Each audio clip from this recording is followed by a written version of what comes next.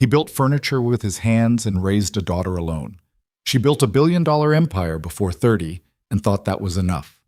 One rainy night in a small town, their worlds collided, and nothing would ever be the same. This is the story of a woman who had everything the world could see, and a man who gave her everything it couldn't. If this story finds you tonight, drop a comment and tell me what city you're watching from. I want to see how far this story travels. Hit that like button, follow along, and don't go anywhere, because what happens between Logan Reed and Victoria Hale will remind you why real love always shows up when you've stopped looking for it. The rain had been falling for 3 hours by the time Logan Reed finally shut off the lights in his workshop. He didn't rush. He never rushed anymore. Rushing was something he'd stopped doing around the time he realized that moving fast through life meant missing the parts that mattered. So he took his time wiping down the workbench, hanging his chisels in their proper slots on the pegboard, running a dry cloth over the half-finished cabinet that had been sitting in the corner for 2 weeks because Mrs. Adler kept changing her mind about the drawer pulls. Maple or walnut, Logan? She'd called him 4 times this week alone. He didn't mind. Mrs. Adler was 81, and her late husband had commissioned that cabinet 30 years ago before he died, and she wanted it right. Logan understood that kind of wanting things right. He turned off the workshop light and stepped into the connecting hallway that led to the main house, towing off his sawdust-caked boots at the door the way he'd been doing every night for 6 years. The house was quiet, in the particular way houses get quiet when a child is asleep. Not silence exactly, more like a held breath. He padded up the stairs in his socks and pushed open the door to Marigold's room just far enough to see her. She was 8 years old and she slept the way she did everything else, completely. Arms thrown wide, 1 foot hanging off the mattress, hair going in 4 different directions.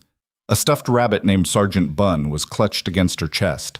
Logan stood in the doorway for a moment just watching her breathe, the way he'd been doing since she was 3 days old and he'd been terrified to look away. He pulled her door mostly shut and went back downstairs. In the kitchen, he opened the refrigerator and stood in front of it for a long moment, seeing nothing useful. He'd meant to go to the grocery store Tuesday. It was now Thursday. He settled for the last of the leftover pasta from 2 nights ago, ate it cold over the sink because the thought of dirtying a pot at 10:30 at night felt genuinely insurmountable. And then he stood at the kitchen window looking out at the rain coming down in the backyard. This was his life. He knew it. And most nights, standing in his quiet kitchen in his socked feet, eating cold pasta, he felt something close to peace about that. Most nights. He'd grown up in Mill Haven, which was the kind of town that people from bigger places always described as charming when they meant small. It sat about 40 minutes from the nearest city, the kind of distance that sounds like nothing until you're doing it twice a day. There was a main street with a hardware store, a diner, a barber shop, 2 competing pizza places, and a flower shop that had been run by the same family for 3 generations. There was a park at the center of town that nobody called by its official name. Everyone just called it the park, and a creek that flooded every April without fail. Logan had left once. Right after high school, he'd gone to the city with the vague ambition that a lot of 18-year-olds carry, the idea that something important was waiting for him somewhere that wasn't here. He'd spent 4 years studying furniture design and woodworking at a technical college, which his mother called a waste of a good mind, and his father called at least it's honest work, which was the closest his father ever came to approval. He'd gotten an apartment with a guy named Desmond who played guitar badly and owed him $40 for 7 months.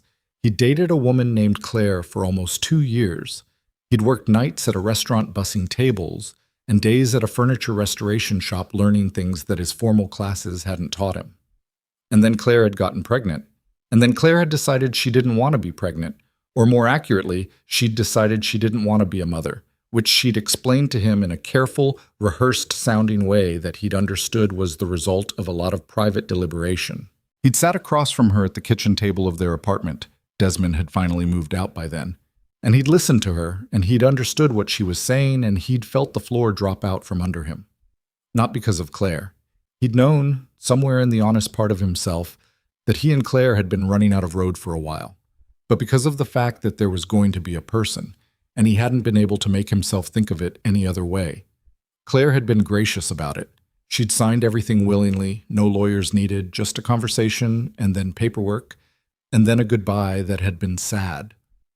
in the way that real endings are sad. Not dramatic, but just real and a little terrible. She'd moved to Portland, he'd heard later. She was a graphic designer now. He hoped she was happy. He'd brought Marigold home to Millhaven when she was 11 days old. He'd been 24. He'd known almost nothing. His mother had shown up the first morning with a diaper bag, a casserole, and an expression on her face that he would only later recognize as barely contained terror on his behalf. His father had come the following week, held Marigold for approximately 90 seconds with the careful discomfort of a man who'd forgotten how to hold something that small, and said, "She's got good lungs," which was the closest his father ever came to saying, "She's beautiful, and I'm scared for you, son." 8 years later, Logan ran his workshop out of the converted garage attached to the house his parents had helped him buy, built custom furniture on commission, and sold smaller pieces online, coached Marigold's soccer team on Saturday mornings despite having played zero soccer in his life, and drove her to school every morning and picked her up every afternoon and made most of her lunches and helped with most of her homework. His parents were 20 minutes away. His best friend Danny was around the corner. He had a small life, and it fit him the way a well-made thing fits, everything in its place. He was not unhappy. He just sometimes, on rainy Thursday nights, ate cold pasta over the sink and wondered what he'd forgotten to want. The Friday morning when Marigold first spotted the woman at the park started like every other Friday morning in September. Logan had made her scrambled eggs, and she'd declared them kind of watery while eating all of them. He'd packed her backpack, found her missing left shoe behind the couch, reminded her twice about her library book, and gotten her to school with 4 minutes to spare, which he counted as a significant personal victory. He'd spent the morning in the workshop finishing the Adler cabinet. Mrs. Adler had finally settled on walnut pulls. He'd gotten the call Wednesday. And in the afternoon, he'd picked Marigold up, and they'd gone to the park because she had approximately the energy level of a golden retriever, and their backyard wasn't big enough for what she needed. The park was half empty on a Friday afternoon. A couple of older guys on the chess tables. A woman with a stroller on the path. Marigold went immediately for the climbing structure, and Logan settled onto a bench with his coffee and the notebook he carried everywhere, where he sketched furniture designs when he had a few minutes. He'd been working on an idea for a freestanding bookcase with a built-in window seat for months. It kept not being right. He was staring at a sketch that still wasn't right when Marigold landed beside him on the bench like a bird suddenly changing direction. "Dad." "Yeah." "That lady over there has been sitting on the same bench for a really long time." He looked up.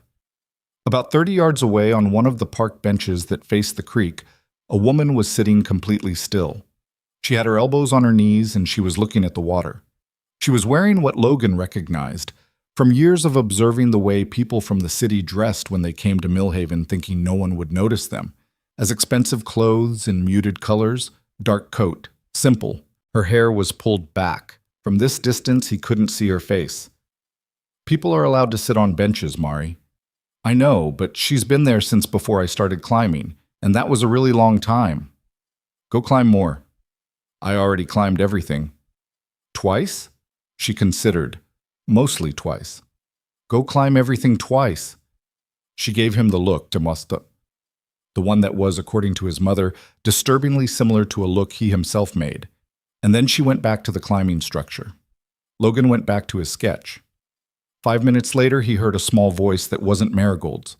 He looked up. Marigold was standing in front of the woman on the bench, approximately 0 feet of social distance, talking. The woman had looked up. Even from here, Logan could see something in the woman's posture. The particular stiffness of someone who hasn't interacted with another person in a while and is slightly startled to find themselves doing it. He got up and walked over. "Because my dad says that if you're sad, sometimes being around the creek helps," Marigold was saying. "He says moving water has something. I don't know what." "Marigold." Logan arrived at his daughter's side, hand on her shoulder. "Hey, sorry. She has no internal filter. It's something we're working on." He looked at the woman and stopped. She was around his age, 30, maybe. Her face was composed in the way of someone who'd been composing their face for a long time. The effort was nearly invisible, but it was there. Dark circles under eyes that were a clear, striking gray. She was pretty in a way that registered before he could think about registering it, but it wasn't the main thing about her face. The main thing was a quality of exhaustion so deep it had started to look like something else.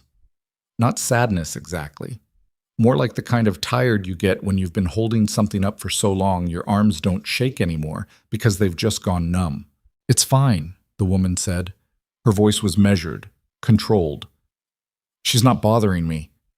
"She's right, though," Marigold said, seemingly encouraged by this. "About the creek.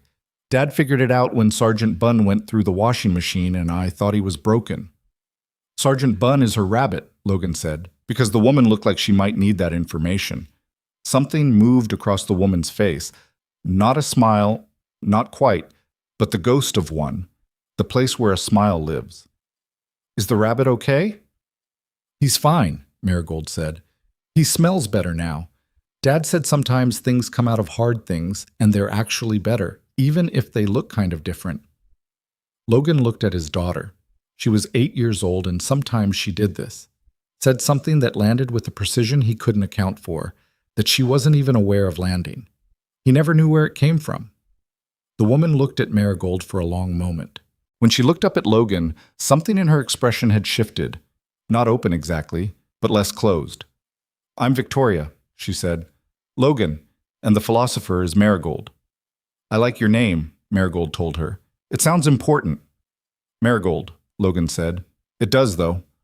Victoria looked at Marigold for another moment and then she laughed. Just once, just short. But it was real. Logan could hear the realness of it, the way it surprised her. He didn't know, standing there in the afternoon light with his notebook under his arm and his coffee going cold in his hand, who Victoria Hale was. The name meant nothing to him. He hadn't seen a business magazine in 2 years and didn't follow financial news and had never in his life read an article about a 30-year-old CEO.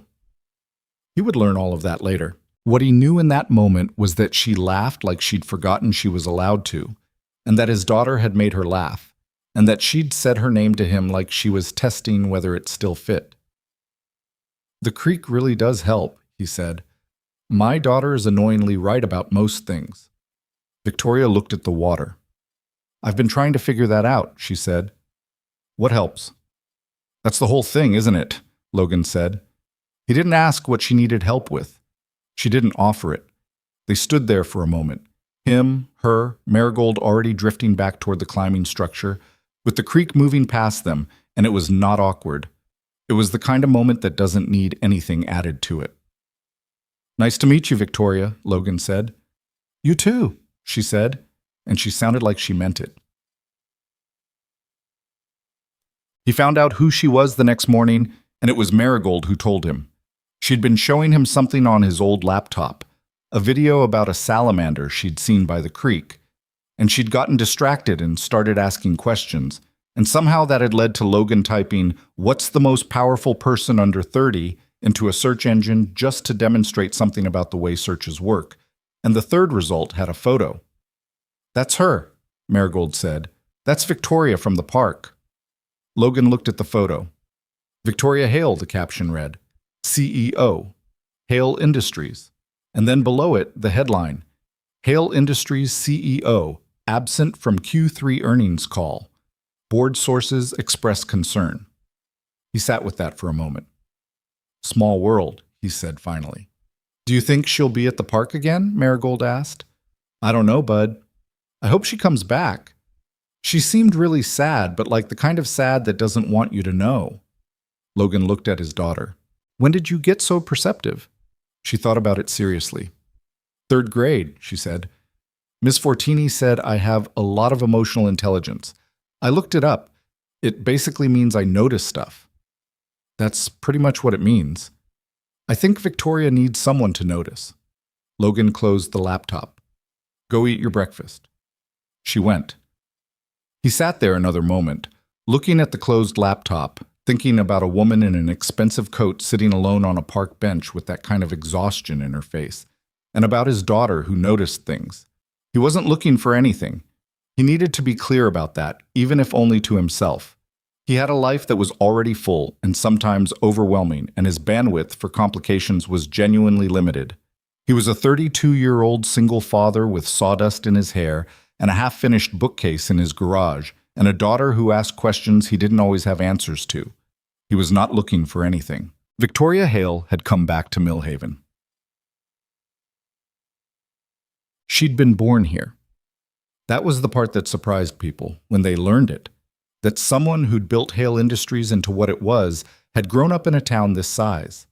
But Millhaven was where her grandmother had lived, and for 3 summers in a row, when she was between 7 and 9, she'd spent weeks at a time in her grandmother's house on Birch Street, and that house was the place in her memory where safety lived. Her grandmother was gone now.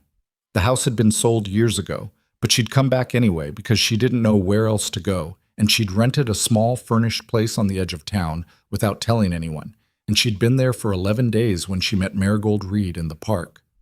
The surgery had been in July, a procedure she'd been putting off for 2 years because she couldn't find a window in her schedule wide enough for the recovery, which her doctor had been increasingly direct about calling a dangerous choice. She'd finally done it in July and it had gone well. Technically, the surgeon's word technically, used in a way that meant the outcome was successful, but the patient was not supposed to hear the qualifier and ask follow-up questions.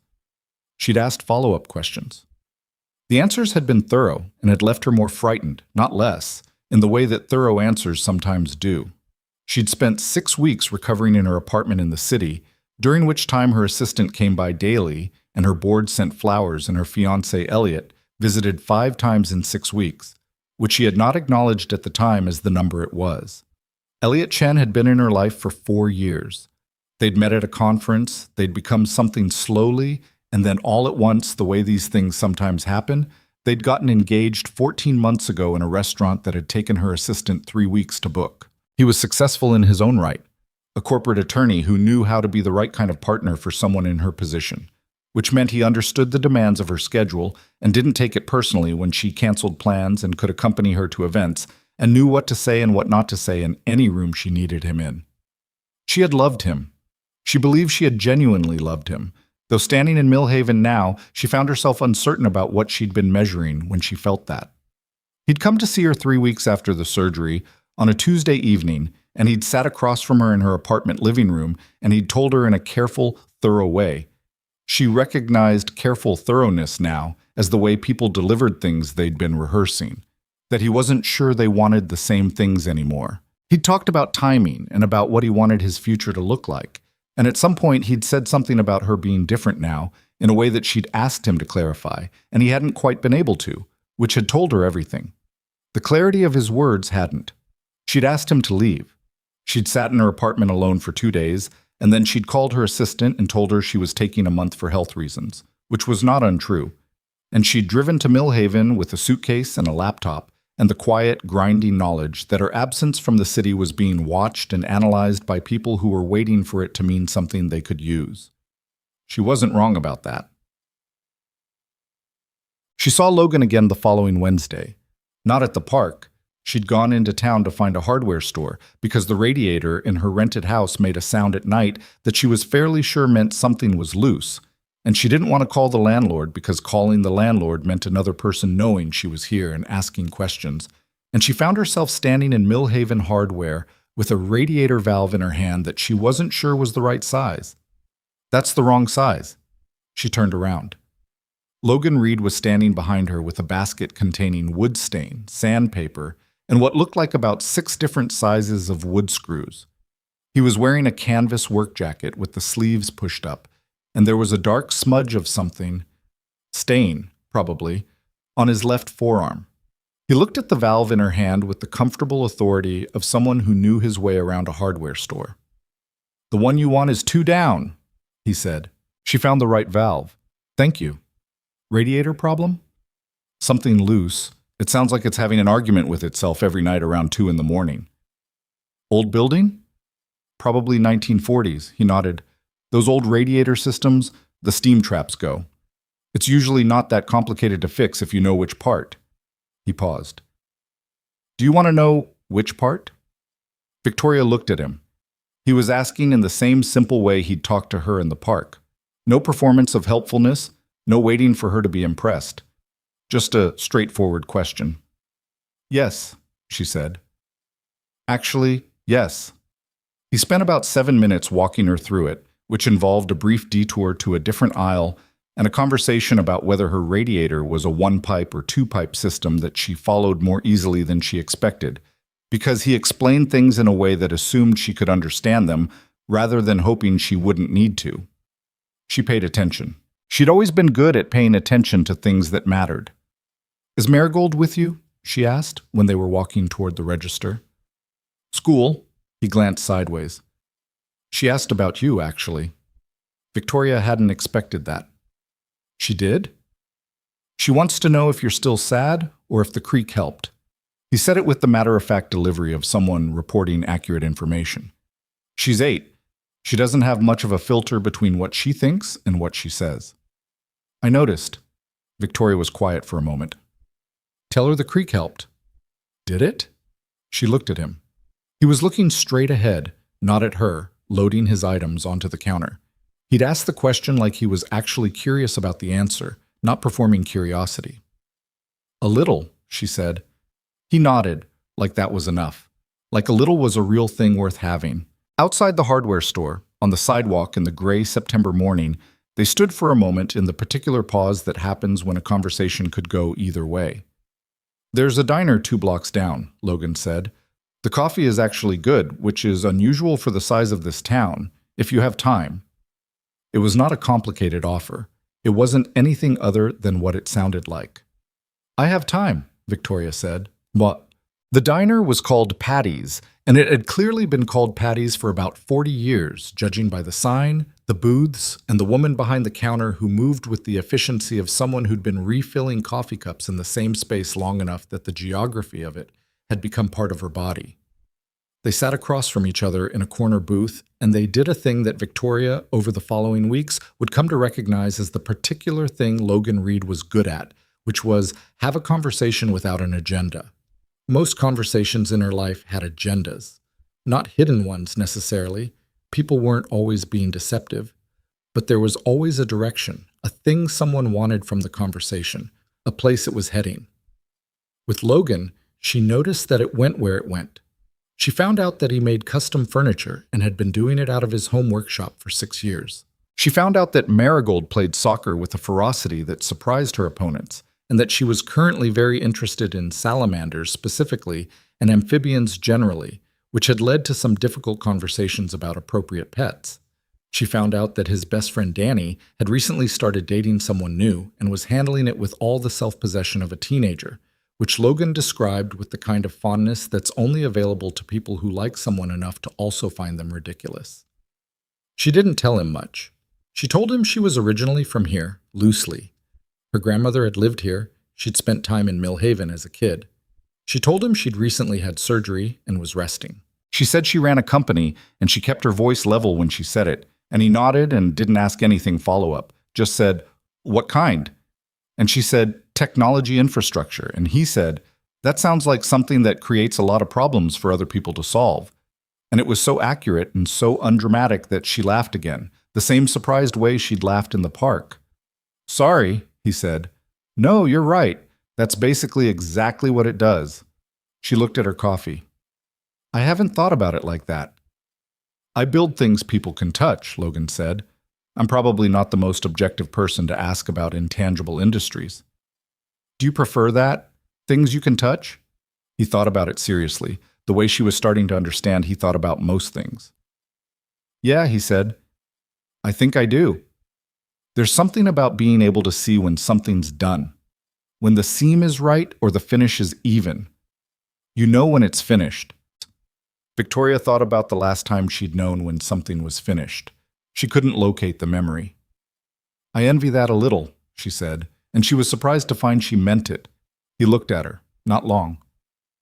"I think things that are harder to measure are probably harder in ways I don't understand," he said. "I'm not trying to minimize it." "I didn't think you were." A pause. "How's the radiator holding up so far?" he asked. And just like that, they were somewhere else, and she found she was grateful for the ease of it. She fixed the radiator herself, following the steps he'd written down on the back of his hardware receipt.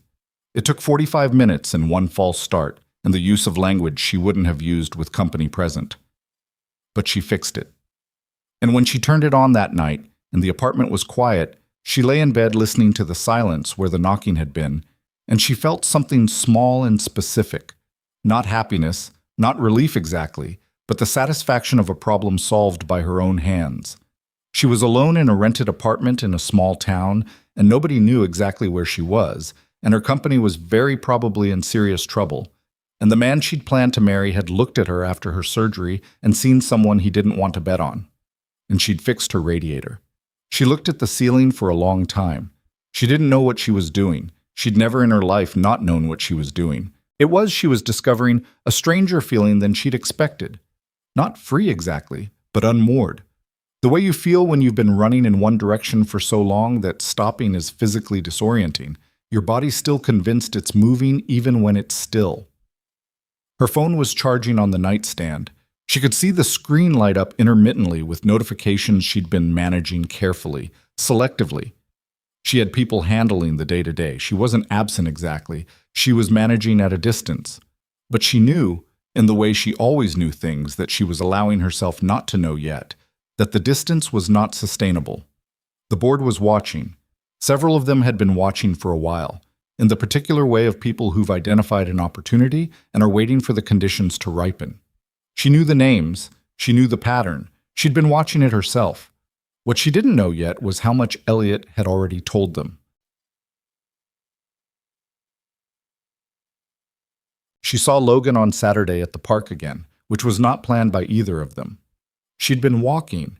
She'd taken to walking in the mornings because it was something to do, because the apartment was small and quiet and the walls had started to feel like they had opinions. And she came into the park from the north entrance and nearly ran into Marigold, who was in the middle of sprinting somewhere important and who stopped dead when she saw Victoria. "You came back," Marigold said. "I was just walking." That's what all the people say when they come back. She appeared to take this as straightforwardly good news. "Dad's over there. He's drawing furniture again. He's been doing that for like an hour." Logan was on the same bench where Victoria had first sat. He had his notebook open and a pencil in his hand, and he had the slightly distracted look of someone whose brain was somewhere other than their body. "Hey," he said, looking up. "I told her not to ambush you." "She didn't ambush me. She was running." "I was running toward you," Marigold clarified. "That's kind of the same as ambush." "It's really not," Logan said. Victoria sat on the bench next to him, not because she'd planned to, but because it seemed like the natural thing to do, and they were quiet for a moment while Marigold went back to doing whatever she'd been doing before sprinting. "Can I see?" Victoria asked, nodding at the notebook. He handed it to her without hesitation. She looked at the sketch, a bookcase, freestanding, with a window seat built into the base. It was detailed and carefully drawn, the proportions thoughtful. "This is beautiful," she said. "It's not quite right yet." He reached over and tapped the lower section. "The seat depth isn't working for how it connects to the shelf structure. I keep solving it in a way that makes one thing work and the other thing worse." "So you're optimizing for the wrong variable?" He looked at her. "Yeah," he said. "That's exactly what it is. What's the constraint you're not willing to give up? The seat has to be functional, deep enough to actually sit in. If it's decorative, I don't want to build it." She looked at the sketch. "Then the shelves need to step back here," she said, tracing her finger along the paper. "You're treating the shelf footprint as fixed, but if you cantilever this section slightly, this overhang here, you get your seat depth without compromising the vertical structure." He was quiet for a moment. He took the notebook back and looked at it. "Huh," he said. "Sorry, No." He was already sketching, modifying the lines. "You're right. That's actually right." He stopped and looked at her sideways. "You design things too?" "I design systems," she said. "It's not that different, structurally. You're always trying to figure out what the real constraint is and what's a habit of thinking." He nodded slowly, looking at the modified sketch. "I've been looking at that wrong for 3 months. Sometimes it helps to have eyes that aren't tired of it." A pause. Marigold was at the creek now, crouched down looking at something in the water. The morning light was doing something good to the leaves, the first edges of them going gold, and the park had the quality it got on weekend mornings of being the kind of place people came to without urgency. "The surgery you mentioned," Logan said. He was looking at his sketch, not at her. "Is it Are you okay? You don't have to answer that. She was quiet for a moment. The question was so direct and so unglamorized that it sat in the air simply. They think so, she said. I think so. I'm still... She stopped. I'm still figuring out what okay means in this context. Fair enough. The hardest part isn't the physical thing, she said, and she was surprised to hear herself say it. She hadn't said this to anyone. The hardest part is that it changed how I was looking at things. Like, I'd been running at one speed for a long time, and then there was this stop. And in the stop, you see things you don't see when you're moving. What do you see? I see that I made a lot of choices out of momentum, she said, not out of actually wanting something, just because I was already going in that direction. Logan was quiet for a long moment, and when he spoke, his voice was careful with it, careful in the good way, the way of someone who doesn't want to wreck something that's just been put on the table. I think that's one of the harder things to figure out, he said, whether you want something or whether you're just used to it. Have you figured it out for yourself? He looked out at the park. Marigold was calling something about a frog. I think I got lucky, he said. I didn't choose this life as much as it chose me, and it turned out to be the one I actually wanted, but I don't know if I'd have been smart enough to choose it on my own.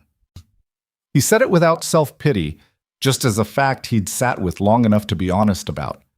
That's not a very inspiring answer. It's an honest one, Victoria said. I'd rather have that. Dad! Marigold was at the edge of the creek, pointing. Dad, there is a frog, and it is large. Is it threatening you? No, it's just large. Then admire it from a respectful distance.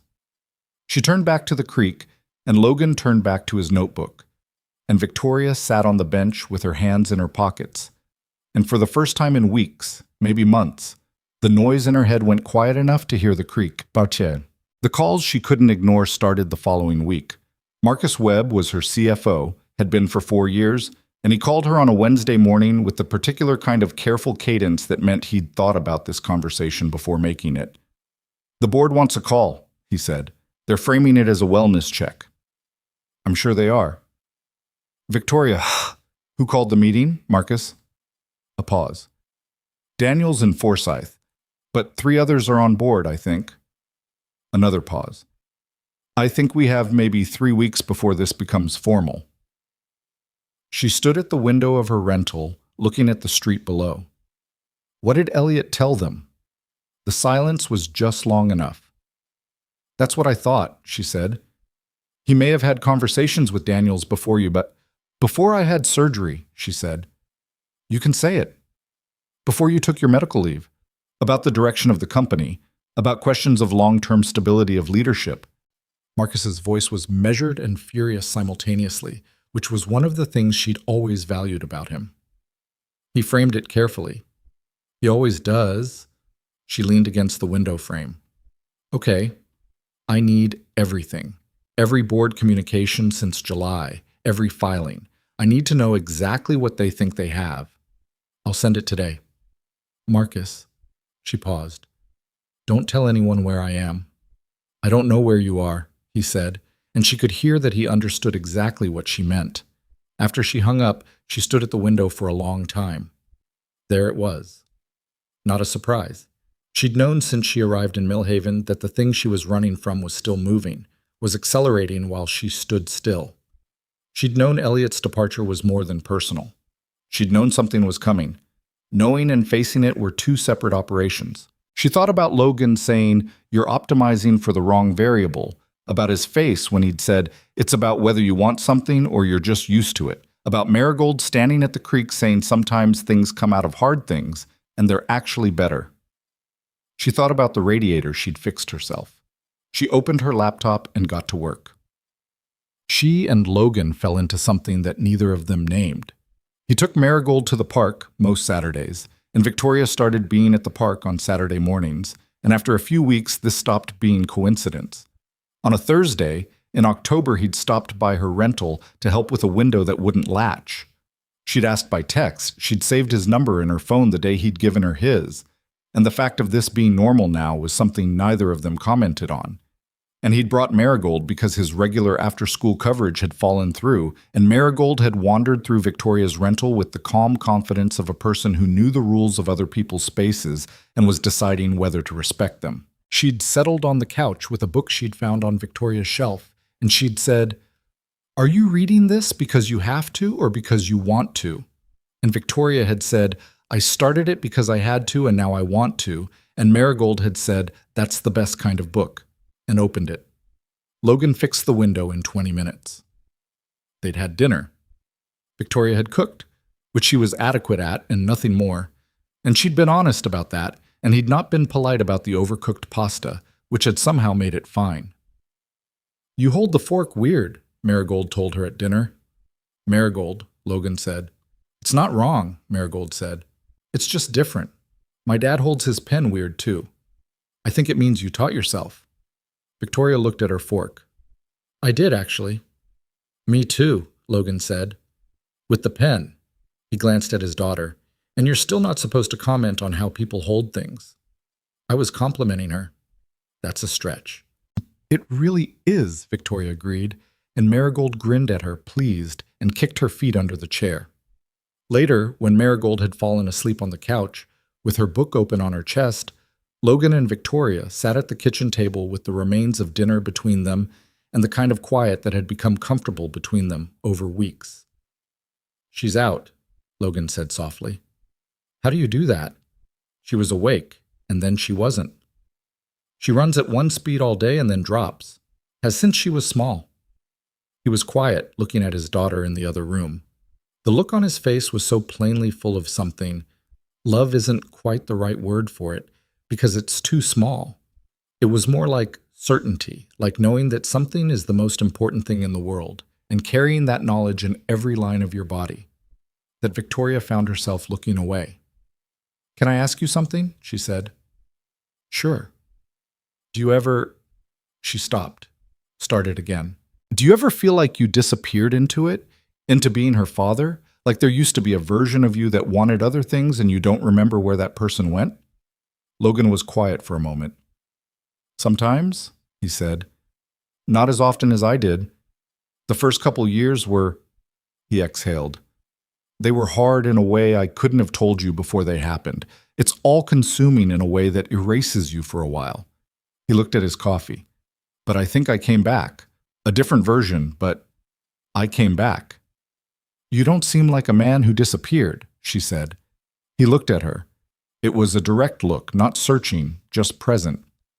"No," he said. "You seem like someone who's very specifically here." A pause. "You're working on something," he said, "for the company. I've seen the laptop open." It wasn't a question. She hadn't told him much, but she hadn't hidden the hours she'd been putting in over the past 2 weeks, the files, the legal documents she'd been reading with the attention of someone who knew that the interpretation of specific language was going to matter. "Yes," she said. "Is it bad?" "It might be." She was quiet. "Some people I trusted may have been doing things I didn't know about." While I was sick," she said. "Yes." He let that sit for a moment. He didn't offer anything she hadn't asked for. He didn't perform concern or try to solve it. He just sat there. And the quality of him sitting there was the quality she'd been unable to articulate since the park, since the diner, since the window that wouldn't latch. This solid, present, unhurried quality of a person who was actually in the room with you. "That's a lot to carry alone," he said. "I'm used to carrying things alone." "I know." A pause. "That doesn't mean you have to." She looked at him. He was not looking at her with the look she'd seen on people's faces when they said something like that, and meant it as a bid for something. He was just saying it. "Logan," she said. "Yeah." She looked down at the table. "I don't know what this is," she said. "Whatever this—" She made a gesture that took in the kitchen, the quiet apartment, his daughter asleep in the other room. "I've never had—" She stopped again, frustrated with herself. "You don't have to figure it out tonight," he said. "I have a company that might be taken from me by people I should have watched more closely. I have—" She swallowed. "I had a person who left because he decided the version of me that came out of surgery wasn't the one worth staying for." And I am in a rented house in a town I didn't grow up in trying to figure out who I am without the things I built. Logan was quiet. Then, that's a lot of things to lose at once. Yes. Victoria. His voice was quiet. I'm not asking you to figure out what this is. I'm not asking you for anything. She looked at him. He paused. I just like knowing you. That's all I'm saying. She held his gaze for a moment. And then, for no reason she could articulate, and every reason she should have been able to, she felt something in her chest give way. Not break, not fall apart, but loosen. The way something tight and held too long loosens when you finally allow yourself to set it down. I like knowing you too, she said. Outside, the wind moved through the trees on the street, and inside, Marigold Reed slept on Victoria's couch with a book open on her chest, and neither of them said anything else for a while. And it was enough. It was more than enough. The files Marcus sent filled 3 folders on her laptop, and she read through all of them that night after Logan took Marigold home. She made coffee at 10 o'clock, knowing she wouldn't sleep, sat at the kitchen table with the glow of the screen in the dark apartment, and started at the beginning. Board meeting minutes from August. Email chains she'd been CC'd on and some she hadn't. A memo from Gerald Daniels, her longest-serving board member, a man she'd brought in herself 5 years ago because she'd trusted his judgment, dated September 3rd, which was 2 weeks into her medical leave and 11 days before she'd arrived in Mill Haven. The memo was careful. Everything Gerald did was careful. That was what had made her trust him. It framed the question of leadership continuity as a matter of fiduciary responsibility. It used words like stability and shareholder confidence and long-term vision in the way that words can be used to mean something entirely different from what they say. Reading it, she felt the cold, specific feeling of recognizing that someone has been thinking something about you for a long time, and you have only just been given permission to see it. She read until 2 in the morning. Then she closed the laptop and sat in the dark for a while. What she had was not yet enough. That was the problem. She had a pattern, a shape of what had happened, but patterns weren't evidence and shapes weren't proof, and the people who'd done this were careful in the way of people who'd done careful things before. Gerald Daniels had not gotten to where he was by leaving fingerprints, but Elliot had. Elliot was many things, but he'd never had Gerald's particular gift for covering his tracks because he'd never needed it before. He was a corporate attorney who'd operated in rooms where everyone understood the subtext, where the unspoken thing was protected by professional courtesy and mutual interest. He'd never had to be careful in the way you needed to be careful when you were dealing with someone who'd spent 10 years learning exactly how deals fell apart. Victoria had spent 10 years learning exactly how deals fell apart. She went to bed at 2:30 and lay in the dark listening to the radiator she'd fixed herself, and she thought about what she needed and where to find it. She didn't mention any of this to Logan the following Saturday. It wasn't a conscious decision not to, or maybe it was, but not in the way of hiding something. More the way of knowing that the conversation required more than a morning in the park could hold, and she wasn't ready for the full weight of it in the open air. What she did instead was sit on the bench with coffee, while Marigold conducted what she was calling a scientific survey of the creek, which appeared to involve a notebook and a great deal of crouching. She's going to fall in, Logan said. She hasn't yet. The operative word being yet. He was watching his daughter with the half-attention of a parent who's learned which risks are real and which ones just look alarming. Her teacher called me Thursday. She wrote her entire history report about the ecological impact of urbanization on freshwater amphibian habitats. Victoria turned to look at him. How did she do? A minus. The teacher said she'd taken some liberties with the assigned topic, which was supposed to be about local community history, but the research was, quote, unexpectedly rigorous for a 3rd grader. That sounds about right. She's been telling everyone the Park Creek has 3 species of salamander and 2 species of frog. I can't confirm or deny any of this. I don't have the expertise. She's probably right, Victoria said. She's usually right about things she cares about. Logan looked at her sideways with the expression he got sometimes. Not a smile exactly, but the shape of one. She likes you, he said. She doesn't like everyone. I know. I feel She stopped because what she felt was something she didn't have a ready word for, something between moved and undeserving. "I feel lucky," she said, which was approximately right. Marigold had waded 6 inches into the creek and was staring at something near a rock with the focused concentration of a scientist or a predator. "Does she ask about her mother?" Victoria asked.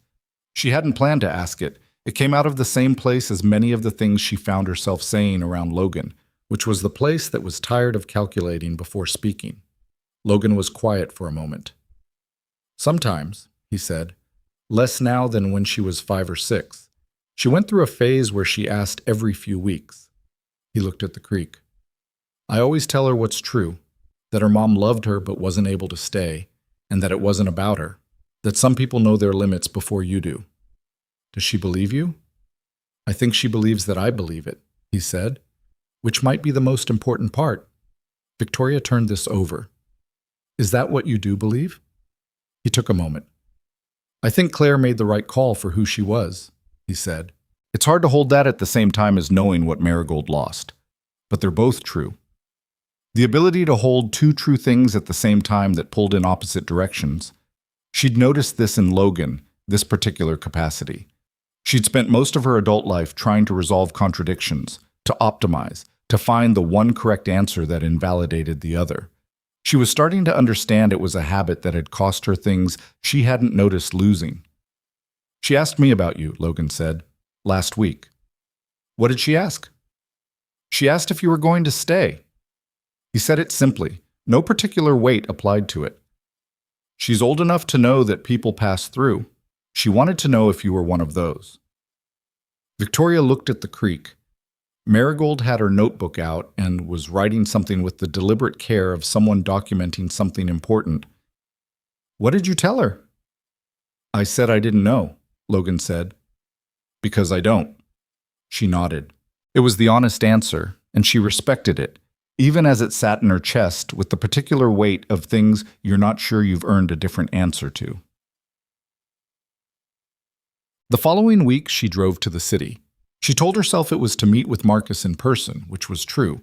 There were things easier to discuss face-to-face when you were trying to read someone, and she needed to read Marcus. But she also knew she was testing something, testing whether the city still felt like the place she belonged or whether it would feel the way she was afraid it might, like a costume she'd grown out of. It felt like both, which was its own kind of answer. Marcus met her at a coffee shop 3 blocks from the Hale Industries offices, which she'd chosen specifically because it wasn't the kind of place board members went. He was 53 and had the careful, readable face of someone who'd spent decades in rooms where you paid for expressions. When he walked in and saw her, she watched him assess her the way she was assessing him. The particular mutual sizing up of people who trusted each other, and also understood that trust was something you maintained, not something you banked. "You look better than I expected," he said. "You expected worse." "I expected worse," he confirmed and sat down. "You read everything I sent?" "Everything. Tell me about the Forsyth meeting in August." Marcus wrapped his hands around his coffee cup. "That was the second one. The first one I didn't know about until after. Daniels, Forsyth, and Park. Private dinner, nothing on the calendar, no official minutes." He paused. "I found out from Park's assistant. She overheard something and she wanted me to know. She's been with us 6 years." "What did she hear?" "The phrase conditional restructuring," Marcus said. "And a name." He looked at her. "Elliot's name." She'd known it was coming. She'd built the shape of it herself from the documents. And still, hearing it said out loud by someone else, the cold of it moved through her differently. "What do you think he offered them?" she said. "Access," Marcus said. "His firm has 3 clients who'd been circling a potential acquisition of our enterprise division for 2 years. We both know he knew that. He used to sit in on strategy meetings." His jaw tightened. He was in a unique position to know exactly which pressure points would accelerate a board challenge. "And in exchange?" "Advisory position, probably. Percentage on the acquisition if it goes through." Marcus looked at her steadily. "He's been careful. I can't prove the arrangement directly, but I have the timing, the communications between him and Forsyth going back to March." "March," she said. "March." She looked down at her coffee. March was 4 months before her surgery. 4 months before she'd lain in a hospital bed working out the mathematics of her own recovery, while the man she'd planned to marry was having conversations with her board members about what her company would look like without her in it. She sat with that for a moment and let it be what it was. "Okay," she said. "Victoria." "I'm fine." She looked up. "What's the timeline on the formal challenge?" "If they move at the next scheduled board meeting, you have 4 weeks, but Daniels has been known to call special sessions. I'd assume 3 weeks to be safe." "I need the full communication record between Elliott's firm and Forsyth going back to January. I need the Forsyth Park dinner itemized. Anything his assistant remembers, anything she saw. And I need the shareholder agreement language on Section 12, specifically the appointment clauses." Marcus was looking at her. "You have a plan." "I have the beginning of a plan." "Tell me." She talked for 40 minutes. He asked good questions and pushed back on 2 things, and she adjusted her thinking on one of them and held firm on the other. When she was done, he sat back and looked at her for a moment. "This is good," he said. "This could work." "It has to work," she said. "Because if it doesn't, I lose the company and they walk away clean and everything we built gets dismantled for parts." "There's something else," Marcus said. He said it in the tone of someone who's been waiting for the right moment. "Your filing deadline for the counterpetition. If you're going to challenge their standing to call a special session, you have a 7-day window from the date of formal notice." "I know the window." "The issue is the documentation.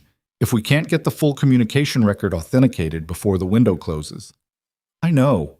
She picked up her cup and put it down again. "I'm working on that part." "Is there someone—" Marcus paused. "Is there someone helping you with this? You don't have to be doing this alone." She thought briefly and without meaning to, about a kitchen table and someone saying you don't have to carry things alone. She thought about what it meant that her mind went there. "I'm handling it," she said. "That's not the same thing as not being alone with it." "Marcus." "I'm just saying." "I know what you're saying." She looked at him. "I know." He nodded and let it go, which was one of the things she valued about him. He said the thing once and didn't repeat it. She drove back to Millhaven that evening and arrived after dark and sat in the parking lot of the rental for a few minutes before going inside, looking at the building with its lit windows and the tree on the sidewalk that had gone almost entirely orange now, October completing itself outside, while she'd been in the city holding her company's survival in her hands. She was tired. She was tired in a way that was different from the exhaustion she'd carried for years. Not the tired of too much work, which had always been livable, almost comfortable in its familiarity, but the tired of something more fundamental. The kind of tired that made you question whether you'd been spending the energy of your life in the right places. She went inside and made tea she didn't finish, and sat at the kitchen table looking at nothing. And the thought she kept coming back to, the one that surprised her, was not about the board meeting or the counterpetition or the 7-day window. It was about Logan and what he'd said about knowing when something was done, about the satisfaction of seeing when the seam was right. She'd never once in her career stopped to see if the seam was right. She'd always been already moving. The following Thursday, Logan showed up at her door unannounced for the first time. It was 6 p.m, and she'd been in the same position at her kitchen table for 4 hours, surrounded by printed documents and 2 cold cups of coffee and the legal pad where she'd been charting the communication timeline. And when she heard the knock, she very nearly didn't answer it. He was standing on her porch with 2 bags of groceries. "I was at the store," he said. "I got extra." He looked at her face. "When did you last eat?" "I had—" She stopped. She'd had half a granola bar at noon. "I was working." "I can see that." He looked at the bags. "Do you want me to go?" She looked at him standing on her porch with his grocery bags and his canvas jacket and the uncomplicated way he'd shown up. "No," she said. "Come in." He made dinner without asking her what she wanted or performing any particular opinion about the state of her kitchen, which contained the evidence of several days of someone eating without paying attention to eating. He moved around the space with the practical ease of a man who cooked regularly and didn't require special conditions for it. Marigold was at his parents' tonight, he said. They did that every few weeks, and he'd found himself at the grocery store and thought of her, and it wasn't a complicated sequence of events. She cleared the papers from the kitchen table while he cooked, and she wasn't sure why she felt the specific relief of having another person in the space, the particular way the air in a room changes when someone else is breathing it. "You don't have to do this," she said. "I know that," he said from the stove. "I mean, She stopped. "I'm not easy right now. I'm working on something that's taking up most of my brain, and I'm not going to be good company." He looked over his shoulder. "Did I ask you to be good company?" "Logan?" "Victoria." He turned back to the stove. "Eat dinner with me and don't be good company. I don't actually require you to perform anything." She sat down. She wasn't sure she had the energy to argue with that. He made something with pasta and chicken and things from her refrigerator that she hadn't thought to combine, and it was better than anything she'd cooked in the past 3 weeks, and they ate at the kitchen table with the papers pushed to one side, and for a while neither of them said much, and she found it was not uncomfortable. "Okay," he said eventually. "Tell me about it. You don't have to, but you can." She looked at him. He was eating and not looking at her, giving her the option without pressing on it, so she told him. Not everything. She kept the sharpest details in her head, the things that weren't hers alone to share, but the shape of it. Her board. The challenge they were building. The fact that the man she'd been engaged to had been in conversations with her board members while she'd been recovering from surgery. Logan stopped eating. He set his fork down. He didn't say anything immediately, and she found she was grateful for that. Grateful that his first instinct wasn't to fill the space with something. "He knew when you were most vulnerable," Logan said. "Yes." And he chose that moment. "He'd been planning before it," she said. "That's the part that—" She stopped. "He had conversations with them going back to March. My surgery was July. So it wasn't that I got sick and he got scared and made a bad call in a bad moment. He'd already been—" She pressed her lips together. "He'd been building toward it before he even knew I was sick." Logan looked at the table for a moment. When he looked up, his face was plain and still, and she recognized in it the particular stillness of someone who has felt something strong and is holding it at a controlled distance. "That's different," he said. "Yes." "You loved him?" he said. It was not a question, just a statement of something true. "I did." She turned her fork over on the table. "I think I loved who I understood him to be. And I'm not sure those were the same person." Logan nodded slowly. He picked up his fork again. He wasn't offering to fix it, and he wasn't offering platitudes, and he wasn't asking her what she was going to do in the way of someone who needed a resolution to feel comfortable. He just sat with it, and she found herself for the second time in a month feeling something in her chest loosen. "Can I ask you something?" he said. "Yes." "The thing you're working on, the plan, does it work? Honestly?" "Honestly?" She considered. "If I can get the documentation authenticated before the deadline, yes. If the deadline passes without it, it's much harder." She paused. "There are things that depend on people doing what I need them to do in the right sequence. And are those people reliable?" "Most of them." She looked at him. "You're asking me real questions. Is that a problem?" "No," she said. "Everyone else has been treating me like I'm delicate." "You're not delicate," he said. "You're dealing with a lot at once, which is different."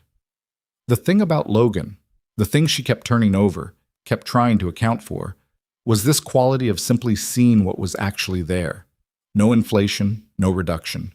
He'd said early on that he wasn't interested in impressing her, and she'd registered it as a thing people said, but she understood now that it was just accurate. He wasn't interested in impressing her. He was interested in knowing her, which was entirely different, and she was beginning to understand considerably rarer. "Tell me about the bookcase," she said when they'd pushed the plates aside.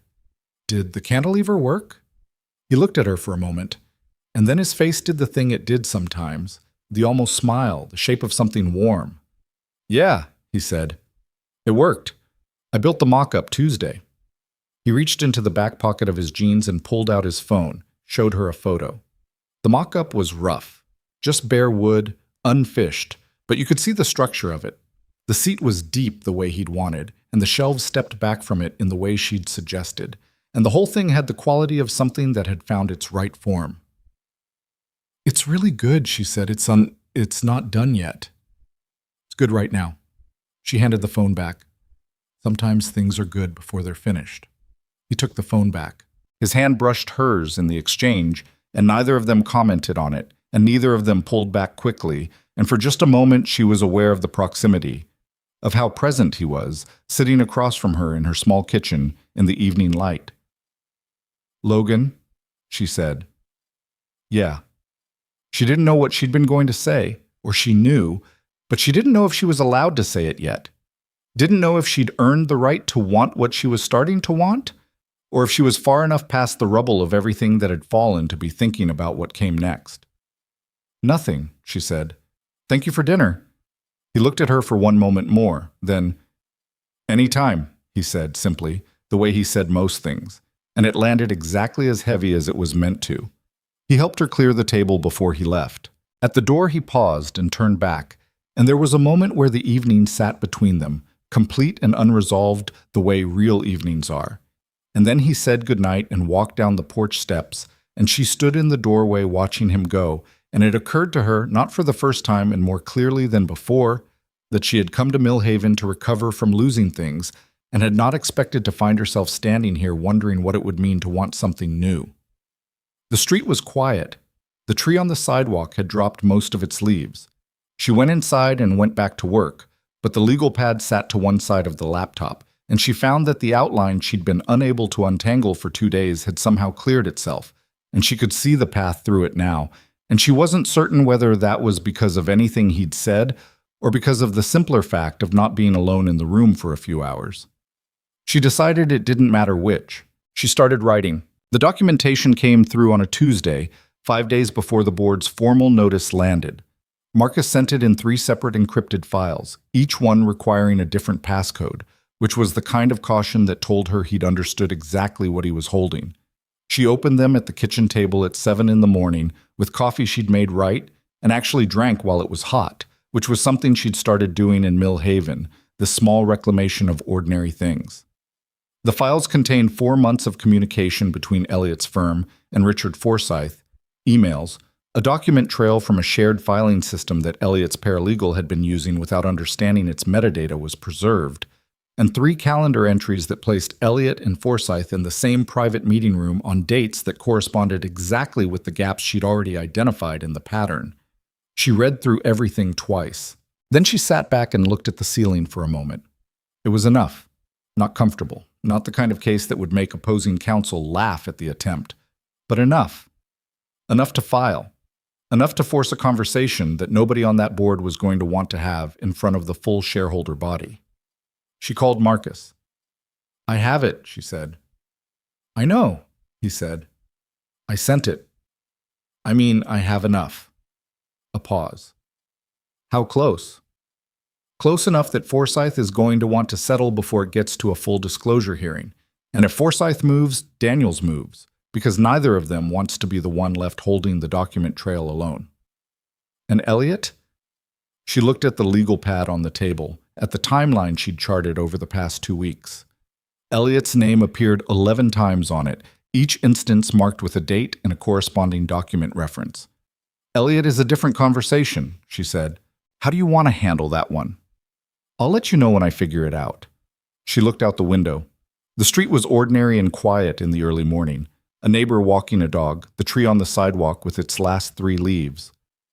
"Book the shareholder room," she said. 2.5 weeks from today." "That's aggressive." "Yes," she said. "That's the point." After she hung up, she sat for a moment with the files still open on her laptop screen and tried to locate what she felt.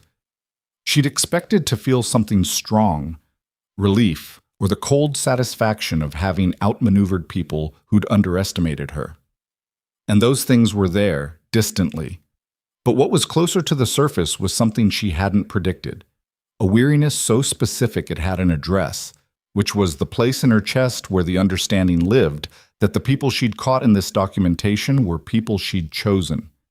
She'd chosen Forsyth for that board seat. She'd chosen Daniels. She'd chosen Elliot for 4 years of her life. She'd chosen wrong. And the thing about choosing wrong wasn't the loss at the end of it. The loss was survivable, was in fact already being survived. The thing was the revision it required. Looking back at the choices you'd made and understanding that the judgment you'd trusted in yourself had missed something, had been measuring the wrong things. She'd spent her career being right. Being right had been the infrastructure everything else was built on. It turned out you could be right about most things, and wrong about the ones that cut closest to you, and the two truths sat side by side in a way that didn't resolve. She closed the laptop and went for a walk before she could think about it anymore. Logan's workshop was something she'd seen from the outside twice. The garage adjacent to his house, its windows lit in the evenings when she'd pulled into the driveway. But she hadn't been inside until the Saturday morning 3 weeks into October, when Marigold pulled her through the side door with the confidence of someone who'd done it 1,000 times. "Dad said you can come see the bookcase," Marigold said. "The real one, not the mock-up." "She doesn't have to," Logan started from somewhere inside. "She wants to," Marigold said, with the authority of someone who'd already confirmed this with the interested party. She had not confirmed this with the interested party, but Victoria stepped inside and she was glad she did. The workshop smelled like wood shavings and linseed oil, and something underneath that she couldn't name but recognized as the smell of work that used the hands, real work, the kind that left evidence. It was organized in the way of spaces where someone actually used what was in them, not curated, not displayed, but everything having a place that made sense relative to the work. Tools on the pegboard in descending size order. Sawdust swept to the edges. 2 work lights positioned over the central bench, and on the central bench, the bookcase. It was different from the mock-up in the photo. The mock-up had been structure, the bones of the thing. This was the bones and the skin both. He'd used oak, she thought, with a finish that was still drying in sections, the wood warm and deep-grained in the workshop light. The seat of the built-in base was upholstered with something she didn't recognize, a fabric in a gray-green that had the quality of having been chosen carefully by someone who knew it mattered even if nobody would say so. She stopped. "Logan, that's beautiful." He was standing to the side with a cloth in his hand, the particular stance of someone who'd been working and had only recently stopped. He looked at the bookcase the way he looked at it in a way she'd seen before. Not proud exactly, more evaluative, more like someone checking whether it had become what they'd intended. "The finish is still uneven on the left side," he said. "I need another coat." "I know," she said. "It's still beautiful." "She always says that," Marigold told her, appearing from somewhere deeper in the workshop. "When something's not done and he says it's not done yet." "She?" "My grandma. She comes and looks at stuff while Dad's working. She always says it's beautiful, and he always says it's not done yet." Marigold climbed up onto a stool at the edge of the bench. "I think you're both right." Logan looked at his daughter. "When did you get so diplomatic?" "I'm not diplomatic, I'm accurate." "There's a difference?" Diplomatic is when you say something nice. Accurate is when you say something true that happens to be nice. She appeared satisfied with this distinction. "Ms. Fortini says I have a talent for nuance." "Ms. Fortini and I need to have a talk," Logan said, but his voice was the kind of flat that meant he was trying not to smile. Victoria ran her hand along the edge of the bookcase seat. The seam between the upholstered cushion and the wood base was precise, each thing ending exactly where it should. "What's it for?" she asked. "Is it commissioned?" "It was supposed to be," Logan said. "Couple in Claremont. They wanted it for their reading room, but they moved in August. House fell through. They canceled the order." He shrugged. "I kept building it." "Why?" He looked at it. "Because I'd already figured out how to make it right," he said. "Felt wrong to stop." She understood that. She understood it in the way you understand something that isn't about furniture at all. "Where will it go?" "I'll probably sell it, or—" He paused. "I don't know yet." Marigold, who had been examining something at the back of the workshop, appeared suddenly beside Victoria. "Dad's going to keep it," she said. "He always says he'll sell the ones he really likes, and then he keeps them." "I sell plenty of things I like." "Name one thing you kept that you didn't mean to." A pause. "The chair in the living room," Marigold said before he could answer. "And the side table in my room, and the lamp base in the hallway." She said this with the satisfaction of someone presenting a carefully prepared argument. 3 things. 3 is not a pattern. 3 is absolutely a pattern. Victoria laughed. She'd been doing that more in this workshop, in this house, in proximity to these two people, laughing the unguarded way, the way that caught her before she'd planned for it. It was, she was discovering, both the easiest and the strangest thing about being around them. Logan looked at her when she laughed and she caught it, just the edge of it, the quick thing that moved across his face before he looked away. It wasn't nothing. She was not misreading it, and she understood in the way she was getting better at understanding things she'd spent years not paying attention to, that he wasn't misreading what was on her face either. They just hadn't said it out loud yet.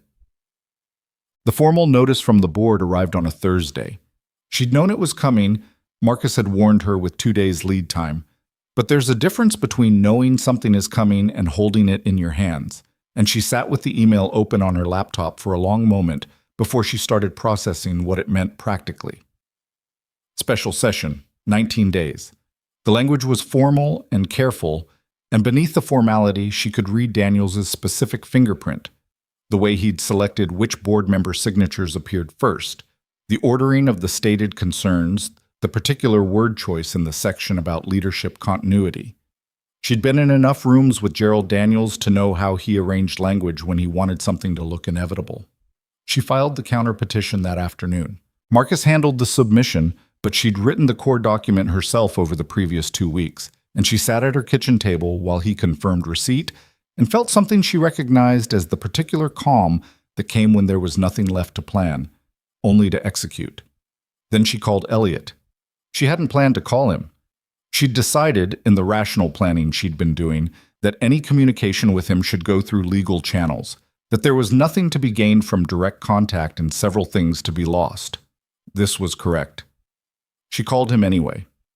He picked up on the second ring, which told her he'd been expecting it. "Victoria," he said. His voice was exactly as she remembered. She'd loved this voice. She'd found it reassuring in the particular way that competent people's voices can be reassuring, the quality of someone who always knew what they were about to say next. She sat with that for a moment. "I filed today," she said. A pause. "I know. My firm received the notification this morning. I want you to know I have everything, Elliot. The communication record, the calendar overlap, the document trail from the shared filing system your paralegal didn't know was preserving metadata." She kept her voice level. "I want you to know that I'm going into that shareholder meeting in 19 days with every piece of it." Another pause. Longer this time. "What do you want from this call?" he said. "Nothing," she said. And it was true. She wasn't calling to negotiate or to threaten, wasn't calling to hear him confess or apologize. She didn't need either. "I just wanted you to know," she said. "I wanted to not be the person who found out while sitting in a hospital bed for once. I wanted to be the one who told you something instead." The silence stretched. "I'm sorry," he said, "for what it's worth." "It's worth something," she said honestly. "Not as much as it would have been if you hadn't done it, but something." She took a breath. "Goodbye, Elliot." She hung up and set the phone face down on the table and sat there for a while. The apartment was quiet in the way it always was in the afternoons, before the town started its small evening sounds. She could hear the creak from here if she opened the window. She left the window closed and just sat in the quiet and let the call be over. She didn't cry. She thought she might, but she didn't. What she felt instead was something much simpler and much harder to articulate, a finalness. Not relief, not peace. Just the particular feeling of a door closing that you've been looking at for a long time while it was still technically open. She opened her laptop and got back to work. That night she was still at the table at 10:30 when her phone buzzed. It was a text from Logan. "Lights on. You okay?" She looked at the text. She looked at the window where she could see, at the edge of her view, the faint glow of the workshop across the lot. He was working late too. "Long day," she typed. "You're working late." "Finishing the second coat. The left side was bothering me." She almost typed that it wasn't worth losing sleep over, but she stopped herself because she understood that for him it was not in the anxious way, but in the way of someone who knew the difference between right and not quite right, and couldn't leave the not quite right one standing. The filing went through, she typed instead. A pause. Then, do you want company? She looked at the phone. She looked at the table with its papers and the cold coffee and the window with the dark outside it. Yes, she typed. If you're not too tired, give me 20 minutes. He arrived in 25 with 2 cups of coffee from the machine in his workshop that she'd learned made better coffee than she'd expected, and he was wearing paint-stained jeans and a flannel that had clearly been through a great many things, and he sat across from her at the kitchen table and set one of the cups in front of her. How'd it feel? He asked. Filing? Correct, she said. It felt correct. Not good? Correct and good aren't always the same thing. She wrapped her hands around the cup. I called Elliot. Logan looked at her. He didn't ask why. He just waited. I needed to be the one holding the information for once, she said. I needed him to know I had it and that I wasn't afraid of it. She paused. I don't know if that was strategic. It wasn't, probably. It was just something I needed. Did it help? She considered. It closed something, she said. I think I needed it to be closed. Logan nodded, slowly. He was quiet for a moment, and in the quiet, she could hear the particular quality of the house around them. The small sounds of old wood settling, the distant sound of a car on the road outside. My dad didn't speak to his brother for 11 years, Logan said. Over money, over the family business, over things that happened when they were young that neither of them could agree on how to remember. He turned his coffee cup. When his brother got sick, my dad drove 4 hours to see him. They talked for 2 days, and then his brother died, and afterward my dad said he didn't know if the conversation had fixed anything, but he knew he'd needed to have it. She looked at him. What did he think it was worth? He said he thought it was worth knowing he'd shown up. Logan looked at the table. Not for his brother exactly, for himself. For being the kind of person who shows up when it matters. She sat with that. It was not a perfect analogy. The situations were different in the ways that mattered. But the thing at the center of it was recognizable. The idea of doing something not because it would work out, but because you needed to know you'd done it. Thank you, she said, for telling me that. Sure. He looked up. You want to tell me about the meeting? So she did. She laid it out in more detail than she had before. Not all of it. She was still protecting Marcus and the people who'd helped her who hadn't consented to having their roles discussed. But the framework, the counterpetition, the documentation, what she believed would happen when Forsyth saw what she had, the way the board dynamic would shift when one of them blinked. Logan listened the way he always listened, which was fully and without performing attention.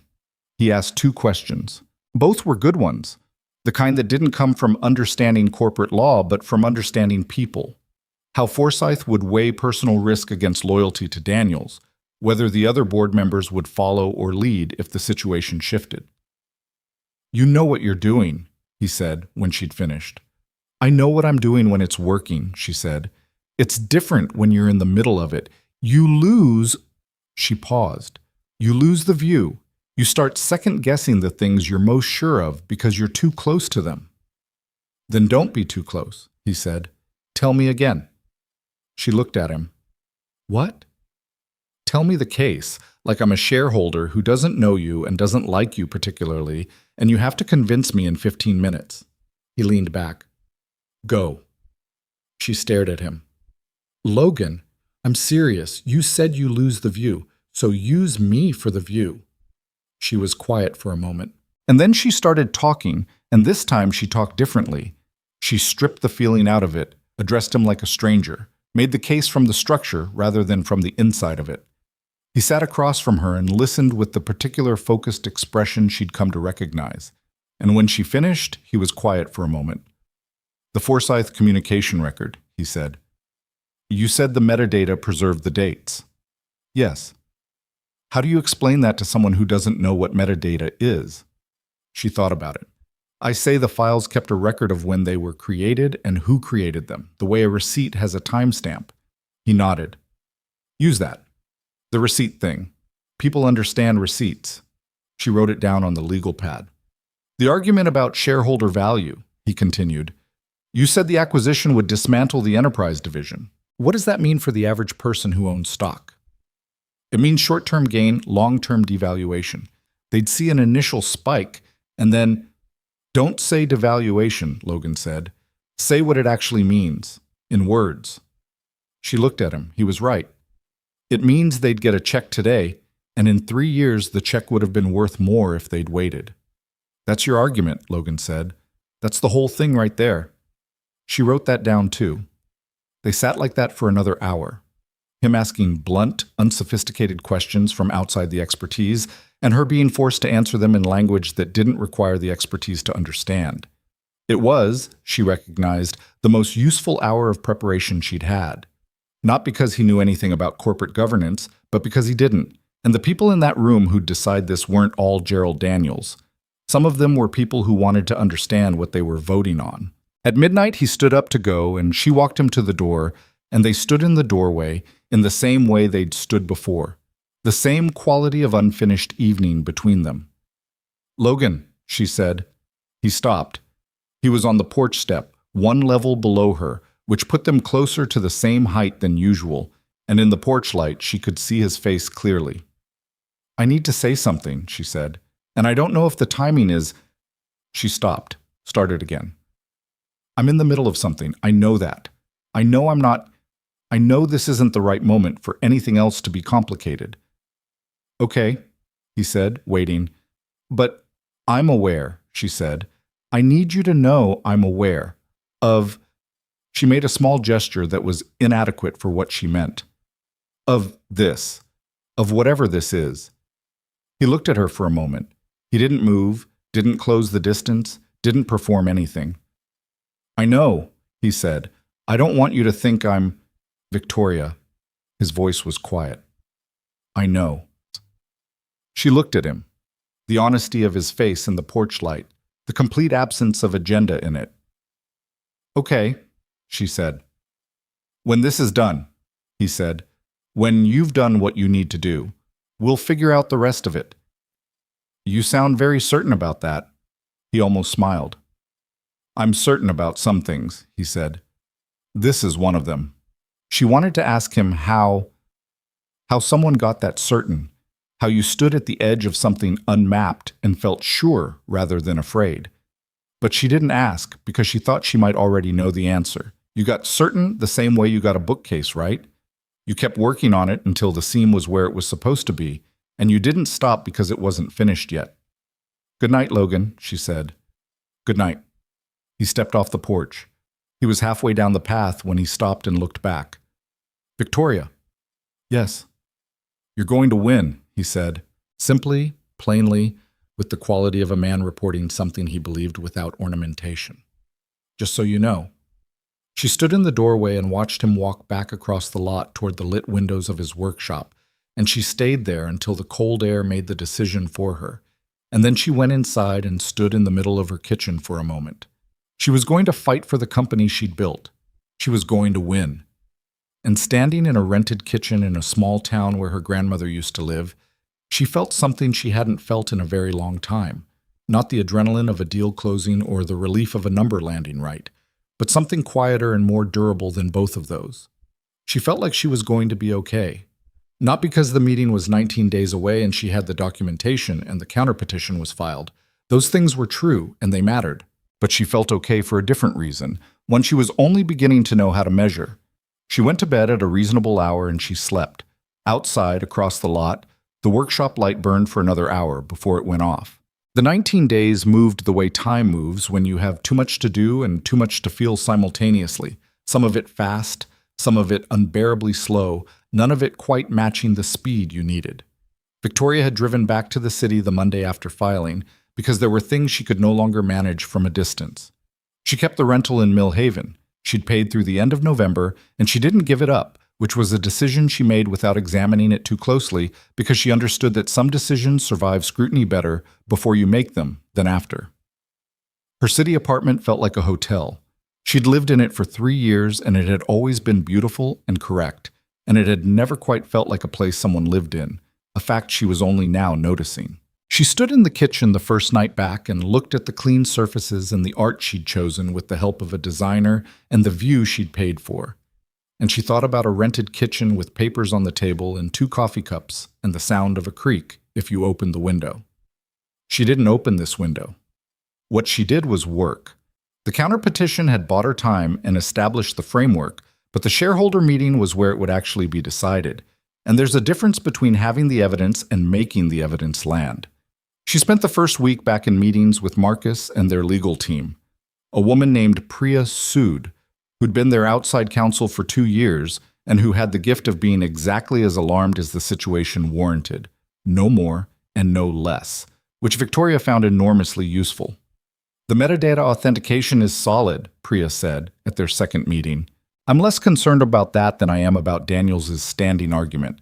He's going to try to establish procedural grounds before the evidence even enters the room.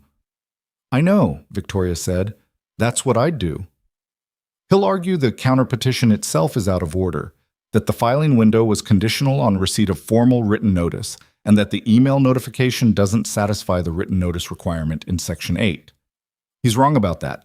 The 2019 amendment to the shareholder agreement explicitly updated the definition of written notice to include electronic communication. He knows he's wrong, Priya said. He's not doing it to win the procedural argument. He's doing it to eat 15 minutes at the top of the meeting while people are still settling in. Victoria looked at her. Then we have a prepared response, and we deliver it in 3 minutes, and we move on. Agreed. Priya looked at her notes. What about Forsyth? Forsyth is going to fold, Victoria said. Maybe not before the meeting, but during it.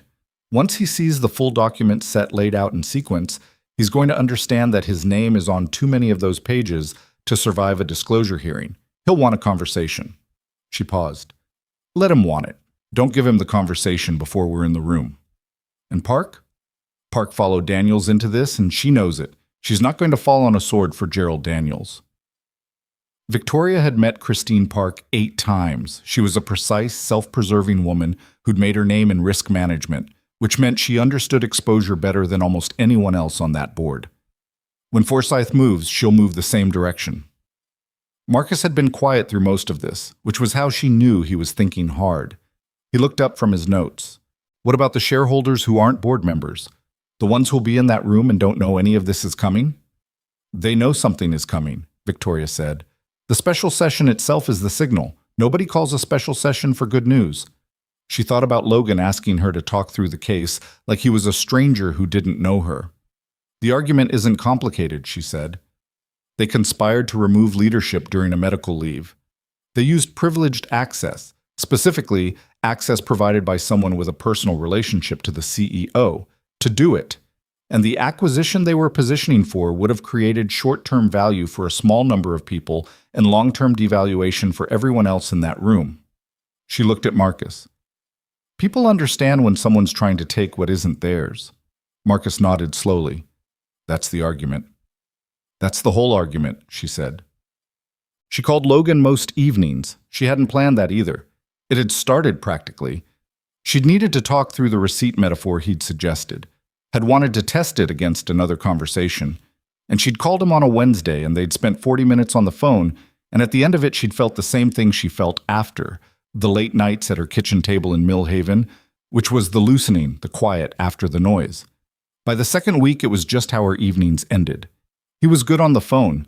He didn't fill silence that didn't need filling, which was rarer than it should have been in her experience. He'd tell her about the workshop. He was building a dining table now, commissioned by a family in town, and he had strong opinions about the joinery method that she had no context for and found herself genuinely interested in anyway. She'd tell him about the preparation. He'd ask the blunt questions she needed, and she'd answer them in the language she was rehearsing. Once, on a Thursday night when she'd been going over the procedural section for the 3rd time, and her brain had started returning the same result regardless of input, he'd said, "Tell me something that has nothing to do with the meeting." She'd paused. "Like what?" "Anything. What did you have for dinner?" She looked at the takeout container on the counter. "Pad Thai." "Was it good?" "It was fine. It was from the place on 7th. "The one on 7th with the orange awning?" She frowned at the phone. "How do you know the one on 7th? "Danny went to the city for a conference last year and he talked about the Pad Thai on 7th for 2 weeks afterward. He has very strong feelings about Pad Thai." "It's adequate Pad Thai." I'll tell him you said that. He'll be devastated. Don't tell him I said that. He'll be fine. He's very resilient. A pause. Marigold wants to know if you found any more salamanders before you left. She looked at her city apartment, its clean surfaces, its view. I didn't get back to the creek, she said. I'll tell her the salamanders are waiting. She laughed. The genuine kind, the kind that still caught her sideways sometimes. Tell her I'm working on it. She made you something, actually, he said. It's sitting on my kitchen counter. She painted it at school. She doesn't know I told you, so act surprised. What is it? It's a salamander on a creek rock, or possibly a lizard on a regular rock. The proportions are... He paused. She worked very hard on it. I'm sure it's wonderful, she said.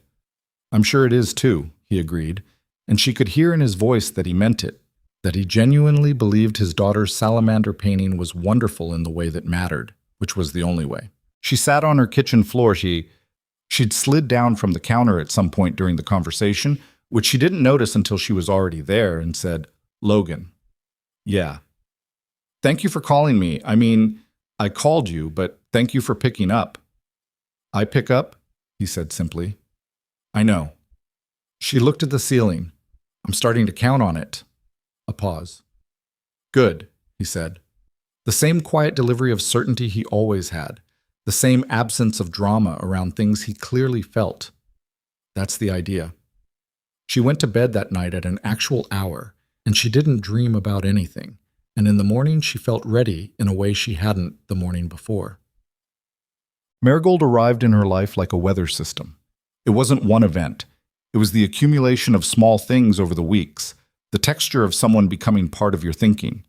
Victoria found herself noting, at random points in her day, things she'd want to tell her.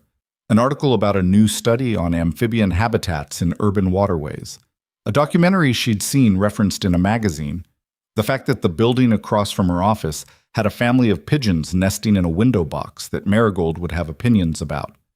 She bought the field guide on a Wednesday from a bookshop near her office. A proper one, comprehensive, with illustrations and regional breakdowns, the kind of book you could use to actually identify things. She wasn't sure when she'd give it to her. She bought it anyway. When she was 12, she'd had a teacher, a woman named Mrs. Calloway, 7th grade science, who'd handed her a book once with no explanation, just set it on her desk and walked away. It was a book about structural engineering, which had nothing to do with 7th grade science, but Mrs. Calloway had apparently noticed something and acted on it, and Victoria had read the book in 4 days. She'd never told Mrs. Calloway what that had meant because she hadn't known how, and Mrs. Calloway had moved to a different school the following year.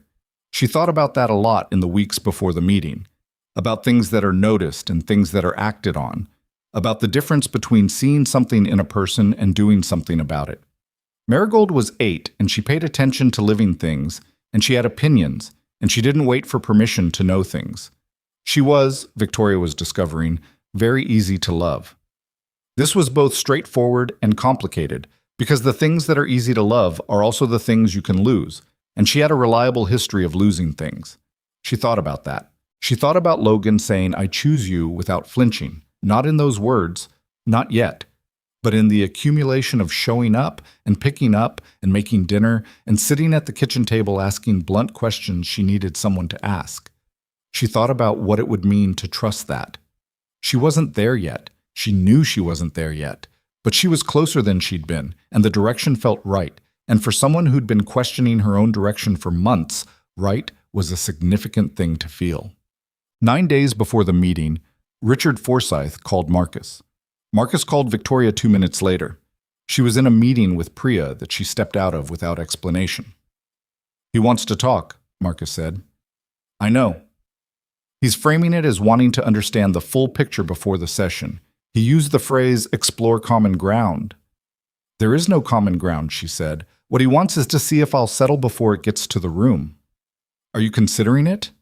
She stood in the hallway outside the conference room. Through the glass, she could see Priya reviewing documents with the focused expression of someone who knew what a settlement conversation meant. No, she said. Victoria. If I settle, it doesn't end.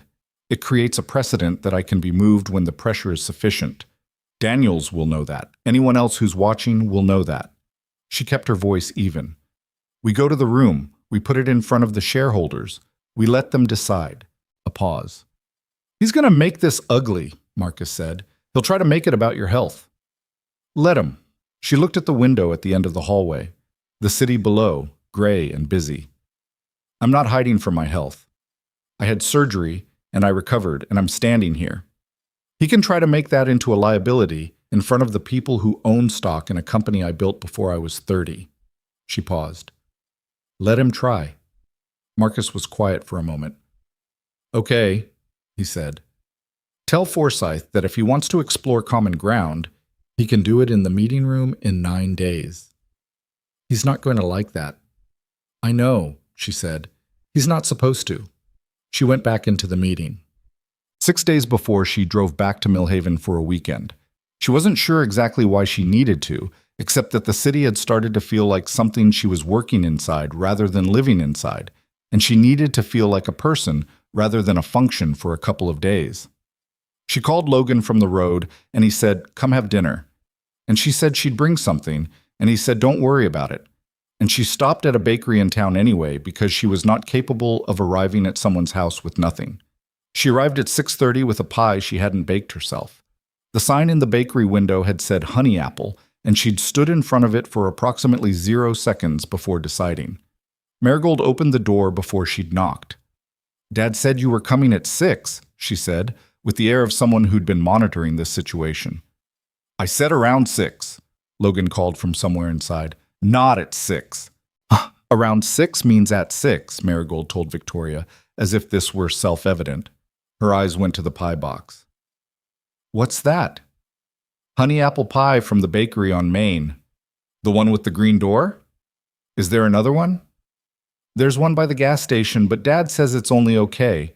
She stepped back to let Victoria in with the authority of someone who lived here and was choosing to extend the invitation. "Dad likes honey apple." "I know," Victoria said, and then realized she did know. She'd registered it once in passing conversation, 3 weeks ago, some comment about what his mother made for his birthday. She'd retained it without trying to.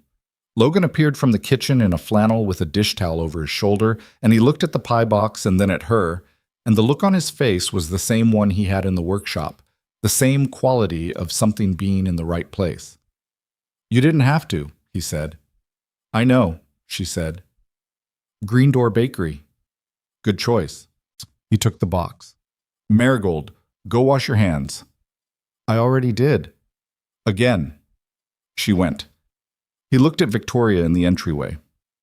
"How are you?" "Tired," she said honestly. "But okay, the good kind of tired." "There's a good kind." "When you're tired because you did what you needed to do, instead of tired because you've been dreading it." She handed him her coat. "That's the good kind." They ate at the kitchen table, and it was not elegant, and it was not quiet.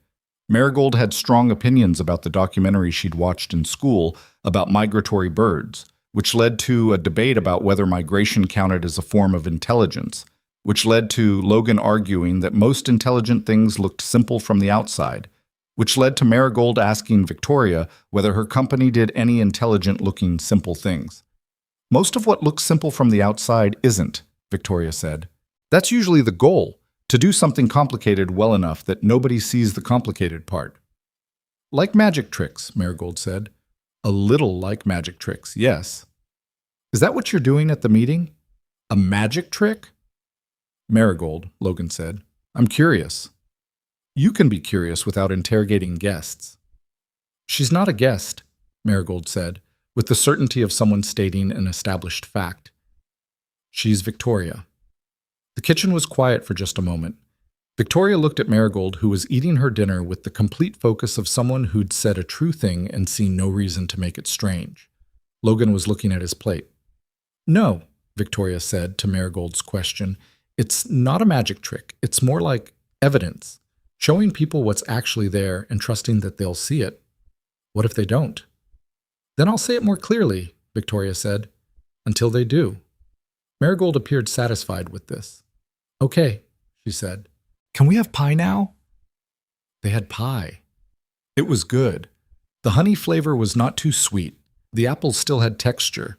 The crust had the quality of something made by someone who knew what they were doing. Logan had two pieces without apologizing for it, which was the kind of thing Victoria noticed now, these small, uncomplicated ways that people inhabited themselves. After dinner, Marigold disappeared to her room with the unilateral decision of someone who'd assessed that the adults needed a minute, which was either very perceptive or a complete coincidence, and probably the former. They sat at the table with the remains of the pie between them, and the kitchen had the specific quality Victoria associated now with this house. Warm and slightly imperfect and fully inhabited, the opposite of her apartment in the city. "She called you Victoria," Logan said, "not a guest." "I heard. Does that—" He paused. "Is that okay?" She looked at him. "It's more than okay," she said. He nodded. He was quiet for a moment, turning his fork over on the table. "She asked me," he said, "last week. She asked if you were going to be around more."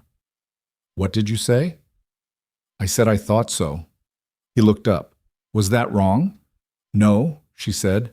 "That wasn't wrong."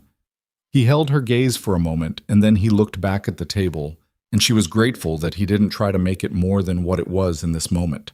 This modest and real thing of two people sitting at a kitchen table with honey apple pie and a child upstairs, and the particular knowledge between them that something was settling into place. It didn't need to be stated to be real. The night before the meeting, she couldn't sleep. She'd known she wouldn't be able to, had not even bothered pretending she would. Just lay in her city apartment in the dark, going over the sequence of events that would begin at 9 the next morning. She'd done this preparation.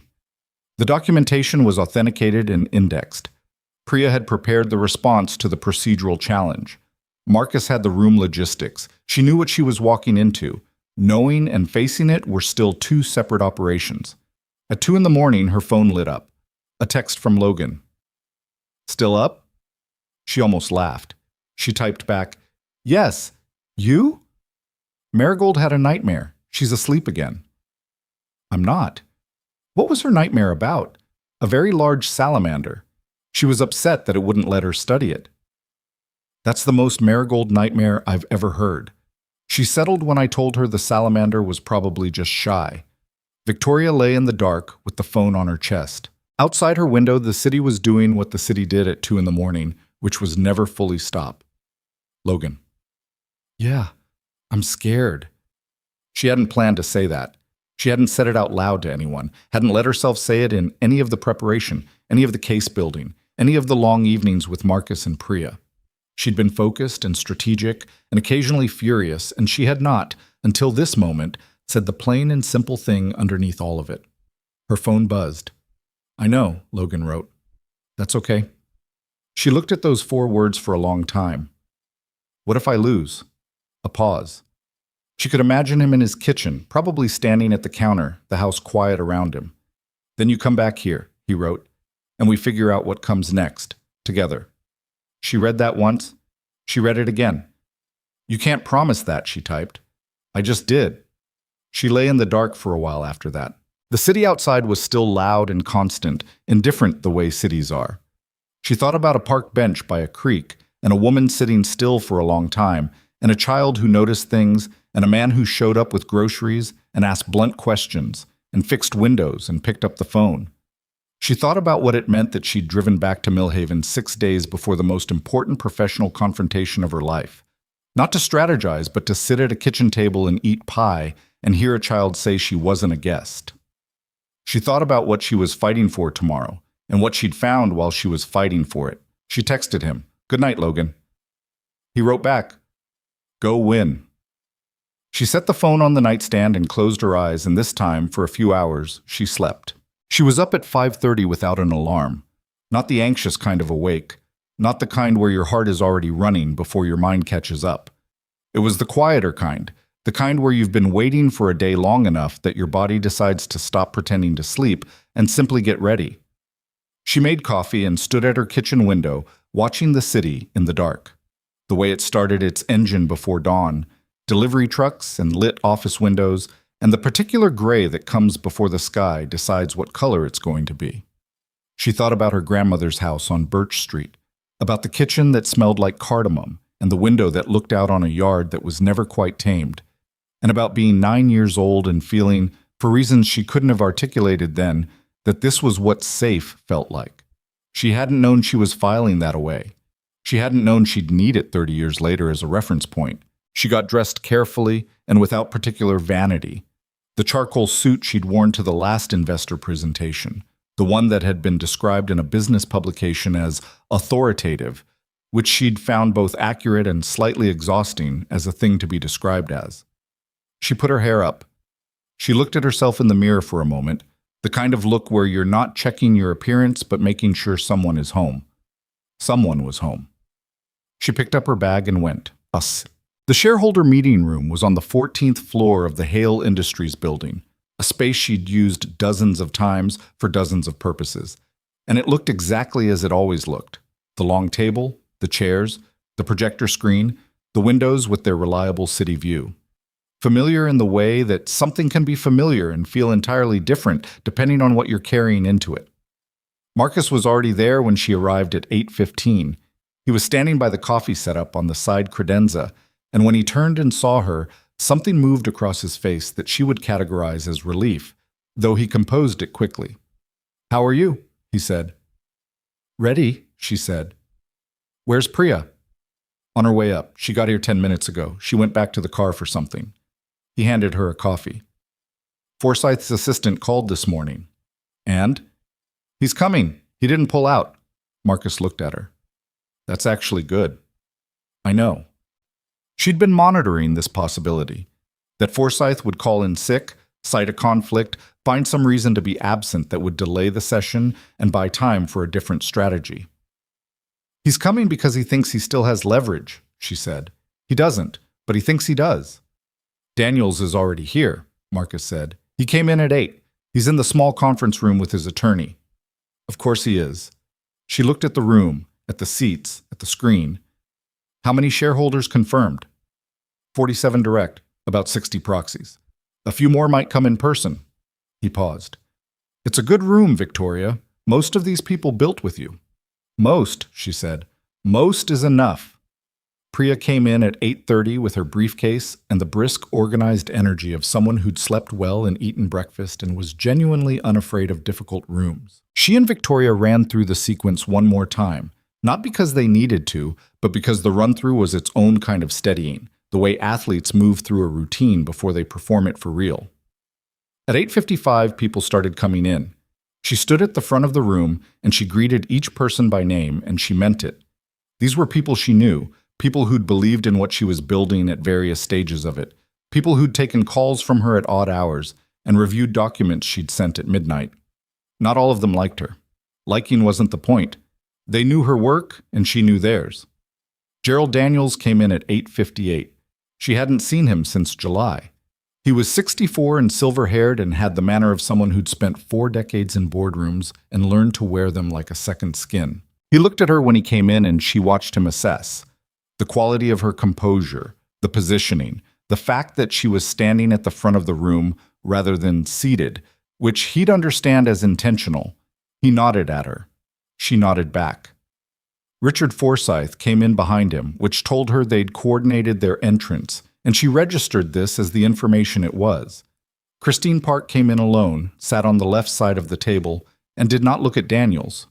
Also information. At 9 o'clock, she called the meeting to order. Daniels made his procedural move at 9:04, which was faster than she'd expected, but exactly the shape she'd expected. He raised the written notice question with the measured authority of someone who'd rehearsed the argument but wanted it to look spontaneous. His attorney, a compact man in a gray suit, had a brief ready. Victoria let him finish. She let the brief be entered. She counted to 3. "The 2019 amendment to the shareholder agreement, Section 8, Paragraph 4, she said. Electronic communication satisfying the authentication requirements of Paragraph 7 constitutes written notice for all purposes under this agreement." She looked at Daniels, not at his attorney. "Our filing satisfies those requirements. The authentication record is in your supplemental packet, tab 3. She paused. "Are there further procedural concerns?" Silence. "Then we'll proceed," she said. It was not a dramatic moment, but she saw Marcus exhale at the side of the room, and she saw Forsyth shift in his chair, and she saw Christine Park press her pen to the notepad in front of her without writing anything, which was the body language of someone making a private note to herself about which way this was going. She presented for 28 minutes. She'd known, going in, the 28 minutes was approximately the span of sustained attention she could count on from a room of people who'd been told they were coming to a meeting about leadership governance. She'd built the presentation to that constraint, not dumbed down, not simplified past accuracy, but structured so that the most important things landed at the beginning, and the end and the middle was the connective tissue that made the outer pieces undeniable. She used the receipt metaphor. It worked exactly the way Logan had said it would. She watched 3 people in the room relax slightly when she used it, the way you relax when something complicated becomes suddenly clear. She put the document trail on the screen. She walked through the timeline. She didn't editorialize, and she didn't perform outrage, and she didn't ask the room to feel anything in particular about what they were seeing. She just showed them what was there. Gerald Daniels was very still throughout. Richard Forsyth was not. She'd watched people under pressure in rooms like this before, and she knew the difference between stillness that was confident and stillness that was controlled. And she knew that Forsyth's hands on the table in front of him were doing something complicated that his face was trying to override. He'd been in those documents. He'd seen the documents before this meeting. She'd had Priya send the supplemental packet 24 hours in advance, which was technically more notice than required, but she'd wanted him to have time to understand exactly how much she had. She'd wanted him to come into this room already knowing. He knew. When she finished and opened the floor, the first question came from a woman named Dorothea Lim, who'd been a shareholder since year 2 and who had the reputation of asking the questions other people were too polite to ask. "Ms. Hale," Dorothea said, "the communication between board member Forsyth and the outside attorney. You've established the timeline and the content. What are you alleging specifically?" "I'm not alleging," Victoria said. "I'm presenting documented evidence that board members coordinated with an outside party, a party with direct access to proprietary strategic information obtained through a personal relationship with company leadership, to pursue a change in corporate control that would have materially benefited their external business interests." She kept her voice level. "I'm presenting that to you as shareholders. What you do with it is your decision. What are you asking us to do?" "I'm asking you to vote against the special resolution that prompted this meeting," she said, "and I'm asking you to authorize an independent review of the conduct documented in this packet." Dorothea nodded once. "Thank you." The second question was from a man named Paul Greaves, who'd been vocal in earlier quarters about operational strategy, and who was not, Victoria knew, in her camp automatically. "Ms. Hale," he said, "your medical leave was 2 months. The concern raised by the board, legitimate or otherwise, was about leadership continuity during that period. How would you address that concern on its own terms, separate from the conduct question?" She'd expected this question. She'd been glad she had Logan to thank for it, in a way, because it was exactly the blunt question that the careful legal preparation hadn't fully addressed. "I ran the company from my medical leave," she said. "The Q3 numbers are in your quarterly report. Revenue was up 4% over the same period last year. 3 major client contracts renewed during my absence. My team performed because I'd built a team capable of performing." She paused. "A leader who can only function if they're physically present in the building isn't leading. They're occupying space." She looked at Greaves directly. "I built something that works. The continuity concern was a framing device, not a genuine concern. The documentation supports that." Greaves looked at his packet. He didn't argue. The third question didn't come from a shareholder. It came from Richard Forsyth. He'd been quiet for 40 minutes, which was the quiet of a man doing calculations under pressure, and when he spoke, his voice had the quality of someone who's made a decision and is now executing it. "I'd like to make a statement," he said. Daniels looked at him. It was the look of someone who's expecting an ally to hold a line and is watching them step back from it. "I have reviewed the documentation presented this morning," Forsyth said, "and I want to clarify, for the record, that my communications with outside counsel were exploratory in nature and did not represent a formal or coordinated effort to undermine company leadership." He paused. "I will not be supporting the special resolution." The room shifted, not dramatically. There was no gasp. Nobody stood up. But the air changed the way air changes when the number of people leaning one direction suddenly doesn't balance the number leaning the other. Daniels was still. the absolute controlled kind. Christine Park wrote something on her notepad. Victoria kept her face composed and her hands still and said, "Thank you, Mr. Forsyth. We'll note that for the record." She looked at the room. "Are there further questions?" There were 3 more. She answered all of them. When the vote was called, the special resolution was defeated by a margin that was not close. It was not the moment she'd imagined, in the months of imagining it. She'd imagined she would feel something enormous, vindication, triumph, the specific and satisfying collapse of the thing she'd been carrying. She'd imagined it would feel like something releasing. What it actually felt like was accurate, like a seam that had finally gone where it was supposed to go. Marcus shook her hand and then, after a brief pause of professional restraint, hugged her, which was the first time in 4 years of working together he'd done that. Priya was already packing her briefcase with the brisk satisfaction of someone who'd done the job well and was ready for the next one. Shareholders she'd known for years came to speak to her, brief and meaningful conversations, the ones that happen at the end of things when people can say what they actually mean. Daniels left without speaking to her. She watched him go. The straight back, the controlled walk, the manner intact even in defeat. And she thought about what it cost to be a person who would do what he'd done. And she found she felt something closer to pity than to triumph, which surprised her and then didn't. Forsyth stopped beside her as he was leaving. He was a tall man, and up close, he looked older than he did across a conference table, which was what stress did to people in proportion to what they'd done to deserve it. "I want you to know," he started. "You don't have to," she said. "I know." He looked at her steadily. "I want to anyway. What I did was wrong. I told myself it was about the company, and it was about me. I should have come to you directly." "Yes," she said. "You should have." He nodded. "I understand if the review goes forward." "It will go forward," she said. "It has to. But what you did today," she paused, "that matters. I want you to know that it matters."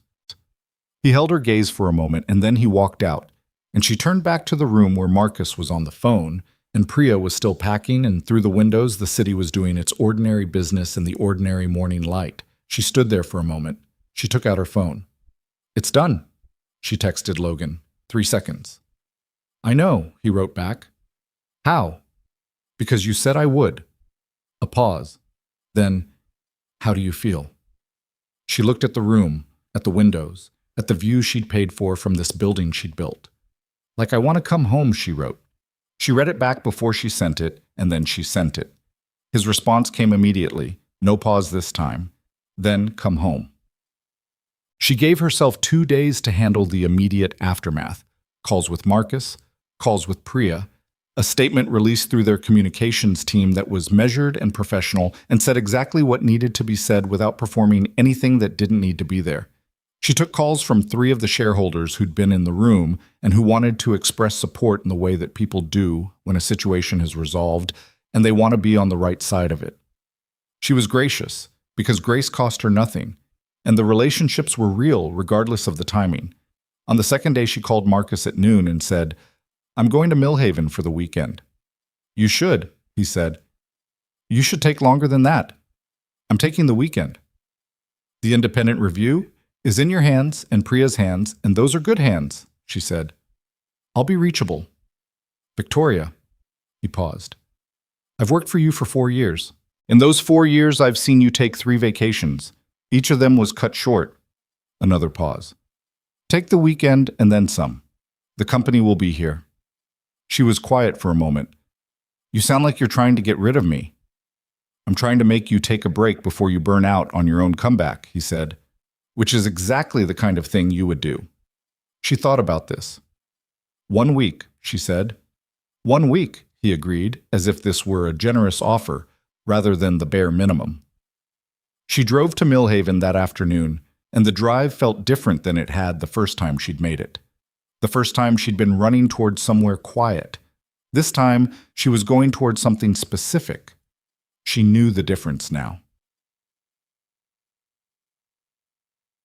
Logan was in the workshop when she arrived. She could see the light through the window, the way she'd seen it on nights when she was on her side of the lot, and he was still working, and the sight of it was so specifically familiar that it landed somewhere in her chest without her permission. She knocked on the workshop door. He opened it, and he looked at her for a moment in the doorway, the way he'd looked at her in the park the first day. Not assessing exactly, more like making sure something was actually there. Then he stepped back to let her in. The bookcase was still on the central bench. Finished now. The finish even on both sides, the fabric on the seat cushion clean and smooth. It was complete in the way of things that had found what they were supposed to be. "You kept it," she said. "Yeah." He looked at it. Couldn't figure out who else it was for. She looked at him. He was in his work clothes, a smudge of stain on his left arm, in the same place it always seemed to land, and he was looking at her with the same direct quality he always had. No performance, just him being there. "Logan," she said. "Victoria. I need to tell you something." "Okay." She looked at the bookcase, then back at him. I've been thinking about what I want," she said. "Not what I'm running from or toward, not the company or the next thing, just what I actually want." He was quiet, waiting. "I want this," she said. "Whatever this is, the park and the workshop and the dinner table and the phone calls." She paused. "I want Marigold's salamander painting, which I know you told me about, so I've already ruined the surprise, and I'm sorry about that, but I want it anyway." He almost smiled, and she continued. "I want to come back here at the end of things that are hard. I want to know that this is the place I come back to." She swallowed. "I'm telling you this before I have it figured out. I'm telling you while it's still messy, and I still don't know exactly how it fits together, because I spent a long time waiting until things were figured out before I said them, and I think that's how I lost time I didn't have to lose." He was still, the good kind of still.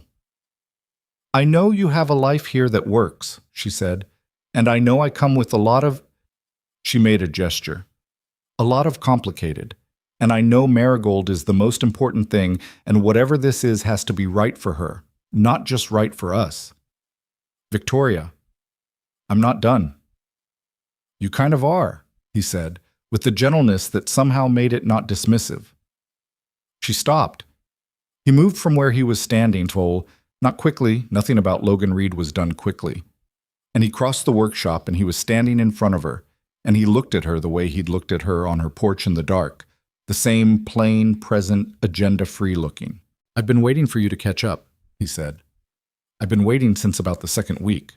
She looked at him. "You could have said something. You were in the middle of a war, babe," he said. "I wasn't going to add something else to carry." She felt something in her chest do the thing it did around him, the loosening, the release of something held. She stopped. "That's a very Logan thing to do." "Is it?" "You show up and you wait and you don't ask for anything and you just—" She pressed her lips together. "You just stay." "That's usually the idea," he said. She looked up at him. The workshop was warm and smelled like wood, and the light was the same two-bulb working light it always was, unflattering and practical and honest. She thought about what a photograph of this moment would look like, and she thought it would look nothing like anything she'd imagined for her life. And that was the best thing about it. "Logan Reed," she said. "Yeah, well, I choose you too," she said, "just so you know." He looked at her for one moment that was long enough to mean something, and then he reached up and tucked a piece of hair behind her ear that had escaped from where she'd pinned it, a small and entirely ordinary gesture. And then he kissed her. It was not a dramatic kiss, not the kind built for an audience. It was the kind you have when you've been talking to someone for months, and you know the shape of their thinking, and you've sat at each other's kitchen tables and fixed radiators together, and asked blunt questions and stayed on the phone past midnight. And the kiss is just the place where all of that finally goes from implied to said. It was short and certain, and when it ended, he rested his forehead against hers for a moment, and neither of them said anything, and neither of them needed to. From the house, through the connecting door, came a small and unmistakable voice. "Dad? Is Victoria here? Her car is in the lot." Logan pulled back. His expression was the one she'd cataloged in her memory without meaning to. The almost smile, the warmth under the surface of the everyday. Yeah, bud, he called. She's in the workshop. 30 seconds later, the door opened and Marigold Reed came in at the speed Marigold Reed did everything, which was the speed of someone who'd made a decision and was executing it, and she crossed the workshop and she hugged Victoria around the middle with the unself-conscious force of a child who hugs without calculating whether a hug is appropriate. Victoria put her arms around her. She hadn't hugged a child in she didn't know how long. She hadn't had a child in her life to hug. The feeling of it was so specific and so whole, the small solidity of her, the warmth, that Victoria stood in the middle of the workshop and held this 8-year-old who studied salamanders and painted rocks and said things that were accurate rather than diplomatic. And she felt something she'd been missing for a very long time without knowing she'd been missing it. "You won," Marigold said into her side. "Who told you that?" "Dad said you had a big meeting and that you were very brave." She pulled back and looked up. "Did you use the receipt thing?"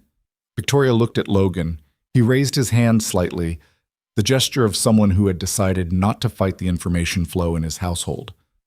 "I used the receipt thing," she said. "Good," Marigold said with satisfaction. "That was a good idea." "It was your dad's idea." "His good ideas are usually good," she said, in the tone of someone conceding a point they found slightly inconvenient. "I have something for you. I made it at school. Don't look excited because Dad probably told you." "He mentioned something," Victoria said, "but I don't know what it looks like." Marigold ran back to the house and came back in 90 seconds with a flat, wrapped thing that had been wrapped in the particular way of children. A great deal of tape, not much paper, corners that had been surrendered to rather than folded. Victoria unwrapped it. It was a painting on heavy paper, a salamander on a rock in a creek, rendered in orange and brown, and an ambitious attempt at green that had wandered into the blue territory. The salamander had very round eyes and 4 legs of varying lengths, and it was clearly, despite all of this, a salamander. The water around the rock was blue with streaks of silver that were catching light, which was a detail that demonstrated more observation of real water than most adult painters bothered with. "Marigold," Victoria said. "I know it's not perfect," she said immediately, in the tone of someone getting ahead of criticism. "The legs are wrong. I looked it up after. And the colors—" "Marigold." Victoria crouched down to her level, holding the painting. "It's wonderful." "I know you said that, but I mean it." "So do I," she said. And she meant it in all the ways a thing can be meant.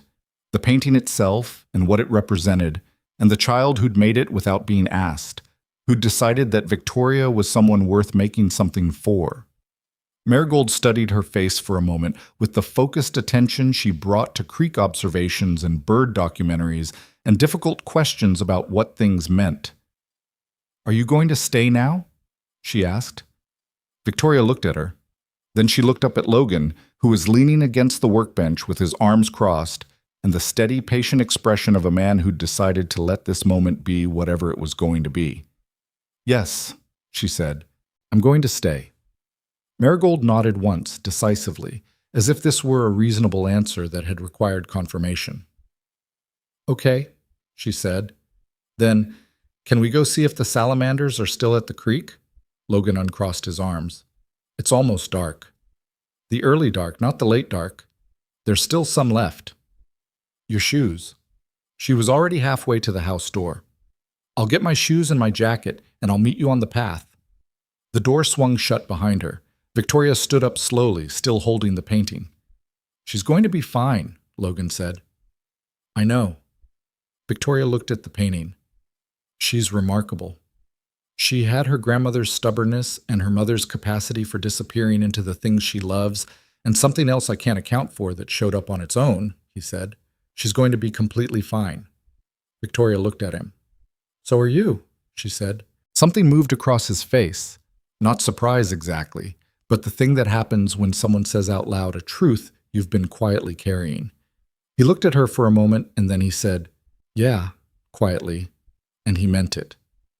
"She also has a father who shows up for things," Victoria said. "I want to say that, because I don't think it gets said enough." Logan looked at the floor for a moment, and then he looked back up, and the expression on his face was the one she'd seen when he looked at the bookcase. Not proud, not searching, just someone recognizing that something had become what it was supposed to be. "Come on," he said, before she goes to the creek alone. They walked out into the evening together, the three of them, through the lot and onto the path that led to the park. Marigold ahead, with her jacket halfway on, and her shoes correctly tied because she'd actually remembered. And the light was the particular gray gold of a fall evening that hasn't fully given up yet. And the air smelled like dead leaves and the beginning of cold, and the creek was audible before they could see it.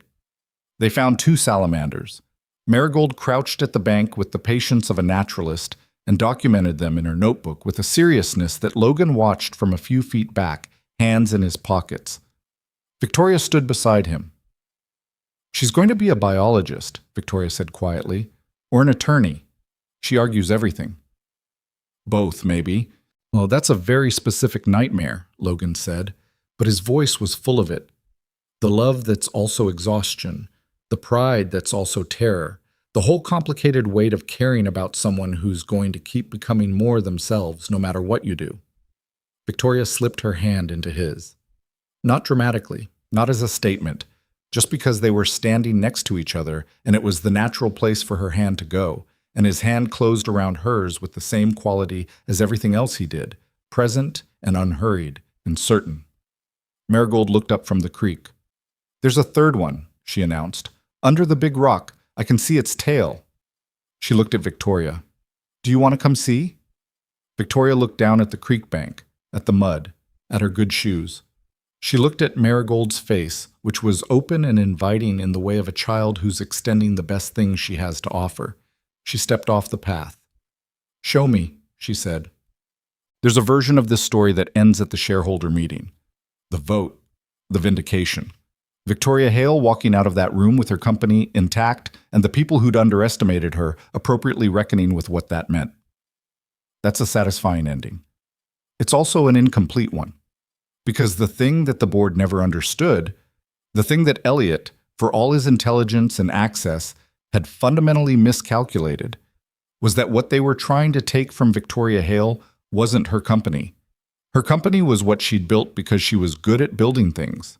But what she'd discovered in a small rented apartment in a town she'd half grown up in, beside a creek that flooded every April with a man who asked good questions and a child who noticed things, was what she'd actually been trying to build all along. The shareholder meeting was in November. In February, Victoria transferred the primary operational base of Hale Industries' new infrastructure division to an office in Millhaven. She kept the city headquarters. She went back 2 or 3 times a month. But the Millhaven office was the one where she worked most days, and it was 3 minutes from a workshop where the finished bookcase had found its permanent wall, and 5 minutes from a school where an 8-year-old was currently making the case to her teacher that the local creek watershed deserved its own dedicated study unit. The case was persuasive. The unit was approved. Marcus visited in March and stood in the kitchen of the house on Callaway Street, which had been on the market in December and which Victoria had bought with the straightforward determination of someone who knew what she wanted and had stopped waiting for permission to want it. He stood in the kitchen looking at the radiator against the wall, original to the building, fixed once with hardware store parts, and Logan's handwriting on a receipt. And he said, "This is not what I expected." "I know," she said. "It's better," he said. "I want to be clear that I mean that." She made him coffee and they talked about the independent review, which had concluded with consequences for Daniels and a formal censure for 2 others and a quiet settlement with Forsyth that none of them would be discussing publicly. The company was stable. The board had been restructured with 2 new members who'd come through a process that Victoria had overhauled herself. The enterprise division that the acquisition would have dismantled had its best quarter in 3 years. Marcus left in the afternoon, and that evening, Logan came home with sawdust in his hair, and Marigold came home with a drawing of the creek watershed that her teacher had asked her to present to the class. And they ate dinner at the kitchen table with the radiator humming in the corner, and nobody's phone rang with anything urgent. It wasn't perfect. Victoria's relationship with the city was complicated by her absence, and she knew it and was managing it imperfectly. The logistics of splitting time and attention and presence between 2 places was real and sometimes exhausting, and they hadn't solved it. They were just living inside it and solving it as they went. There were evenings when she was short-tempered from too many hours on the phone, and Logan would give her space she didn't ask for but needed. and there were mornings when he was in the workshop before dawn because a commission deadline had crept up, and she'd make coffee and bring it out without being asked, and he'd look up with the expression that still, months later, undid something in her chest every time. There were also moments with Marigold that she hadn't known to prepare for. The Tuesday afternoon she'd been helping her with a book report, and Marigold had said with the matter-of-fact certainty she brought to statements she'd clearly been sitting on for a while, "I think you're going to be my family." Not a question, not a request for confirmation, just a statement of something she'd worked out and was now reporting. Victoria had sat at the kitchen table with a red pen in her hand and felt something move through her so completely that she'd had to take a breath before she could answer.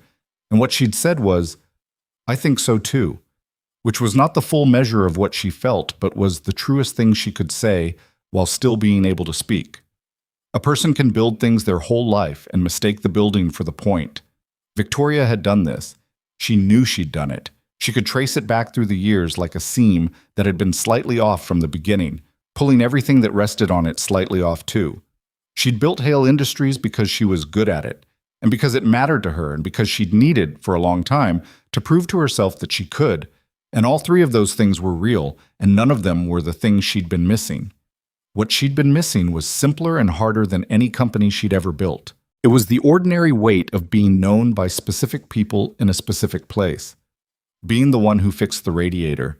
Being the person Marigold came to with the salamander question she'd been saving up. Being the woman that Logan Reed looked at in the workshop light like she'd come back from somewhere far and was finally where she was supposed to be. None of it had been what she was looking for. That's the part she thinks about sometimes. The fact that she'd driven to Millhaven to disappear, to rest, to find somewhere quiet enough to hear herself think. And what she'd found instead was a park bench and a child who noticed sad people and a man with sawdust on his hands who asked real questions and didn't wait for her to be easy. She hadn't been looking for any of it, and that, she'd come to understand, was probably why she'd found it. Logan proposed in this workshop. Not in the spring when everything is performing beauty, not in a restaurant someone spent 3 weeks booking. In the workshop on a Tuesday evening in April, when the light was the working light and the smell was linseed oil, and the bookcase was on its wall, and the half-finished dining table was on the central bench where the bookcase used to be. He'd been working when she came in to say goodnight, and he'd looked up from what he was doing and set down his chisel and said, "I have something," and he'd reached into the shelf above the bench, the shelf where he kept his measuring tools and a coffee mug and the paperback he was currently reading, and he'd produced a ring that she later learned he'd designed himself and had made by a jeweler in town who'd worked from his sketch. He held it without getting down on one knee, which she would have found slightly ridiculous given the floor, and he said, "I know you have a whole life that was already complicated before you met me. I know this is a lot of things at once, and I know you know what you're getting, which is a workshop and an 8-year-old with opinions, and a town that floods every April and somebody who's going to keep making you coffee when you're working late." "Logan, I'm not done," he said, with the smallest edge of a smile. "Okay," she said. "I just want to know if you want to keep doing this," he said. "Officially. All of it. The complicated parts and the ordinary parts both." She looked at the ring in his hand. She looked at the workshop around her. The tools in their places, the wood shavings swept to the edges, the light she could have drawn from memory. She looked at this man who'd shown up with groceries and fixed things she hadn't asked him to fix and asked blunt questions and picked up the phone. "Yes?" she said. "Absolutely yes." He put the ring on her finger and it fit, which was the most Logan Reed thing about the whole thing, that he'd measured it somehow, had paid attention at some point to something she hadn't known he was paying attention to, and it was right. She kissed him in the workshop with the smell of linseed oil and the working light, and somewhere in the house, Marigold was asleep with her salamander notebook open on the bed, and Victoria Hale, who had been afraid that no one would choose her when life got hard, stood in a garage workshop in a small town being chosen on an ordinary Tuesday night. And it was the most extraordinary thing that had ever happened to her. There are things you spend years building that turn out to be the scaffold for the thing you actually needed. The scaffold isn't wasted. It holds you up while you figure it out, and the figuring out requires the holding. But at some point you look at what you've built, and you understand that it was always the means, and never the end, And the end is something you couldn't have planned because you didn't know yet what you were building toward. This is the part that nobody tells you when they talk about ambition and success and the things worth spending a life on. That sometimes the most important thing you'll ever build is a reason to come home.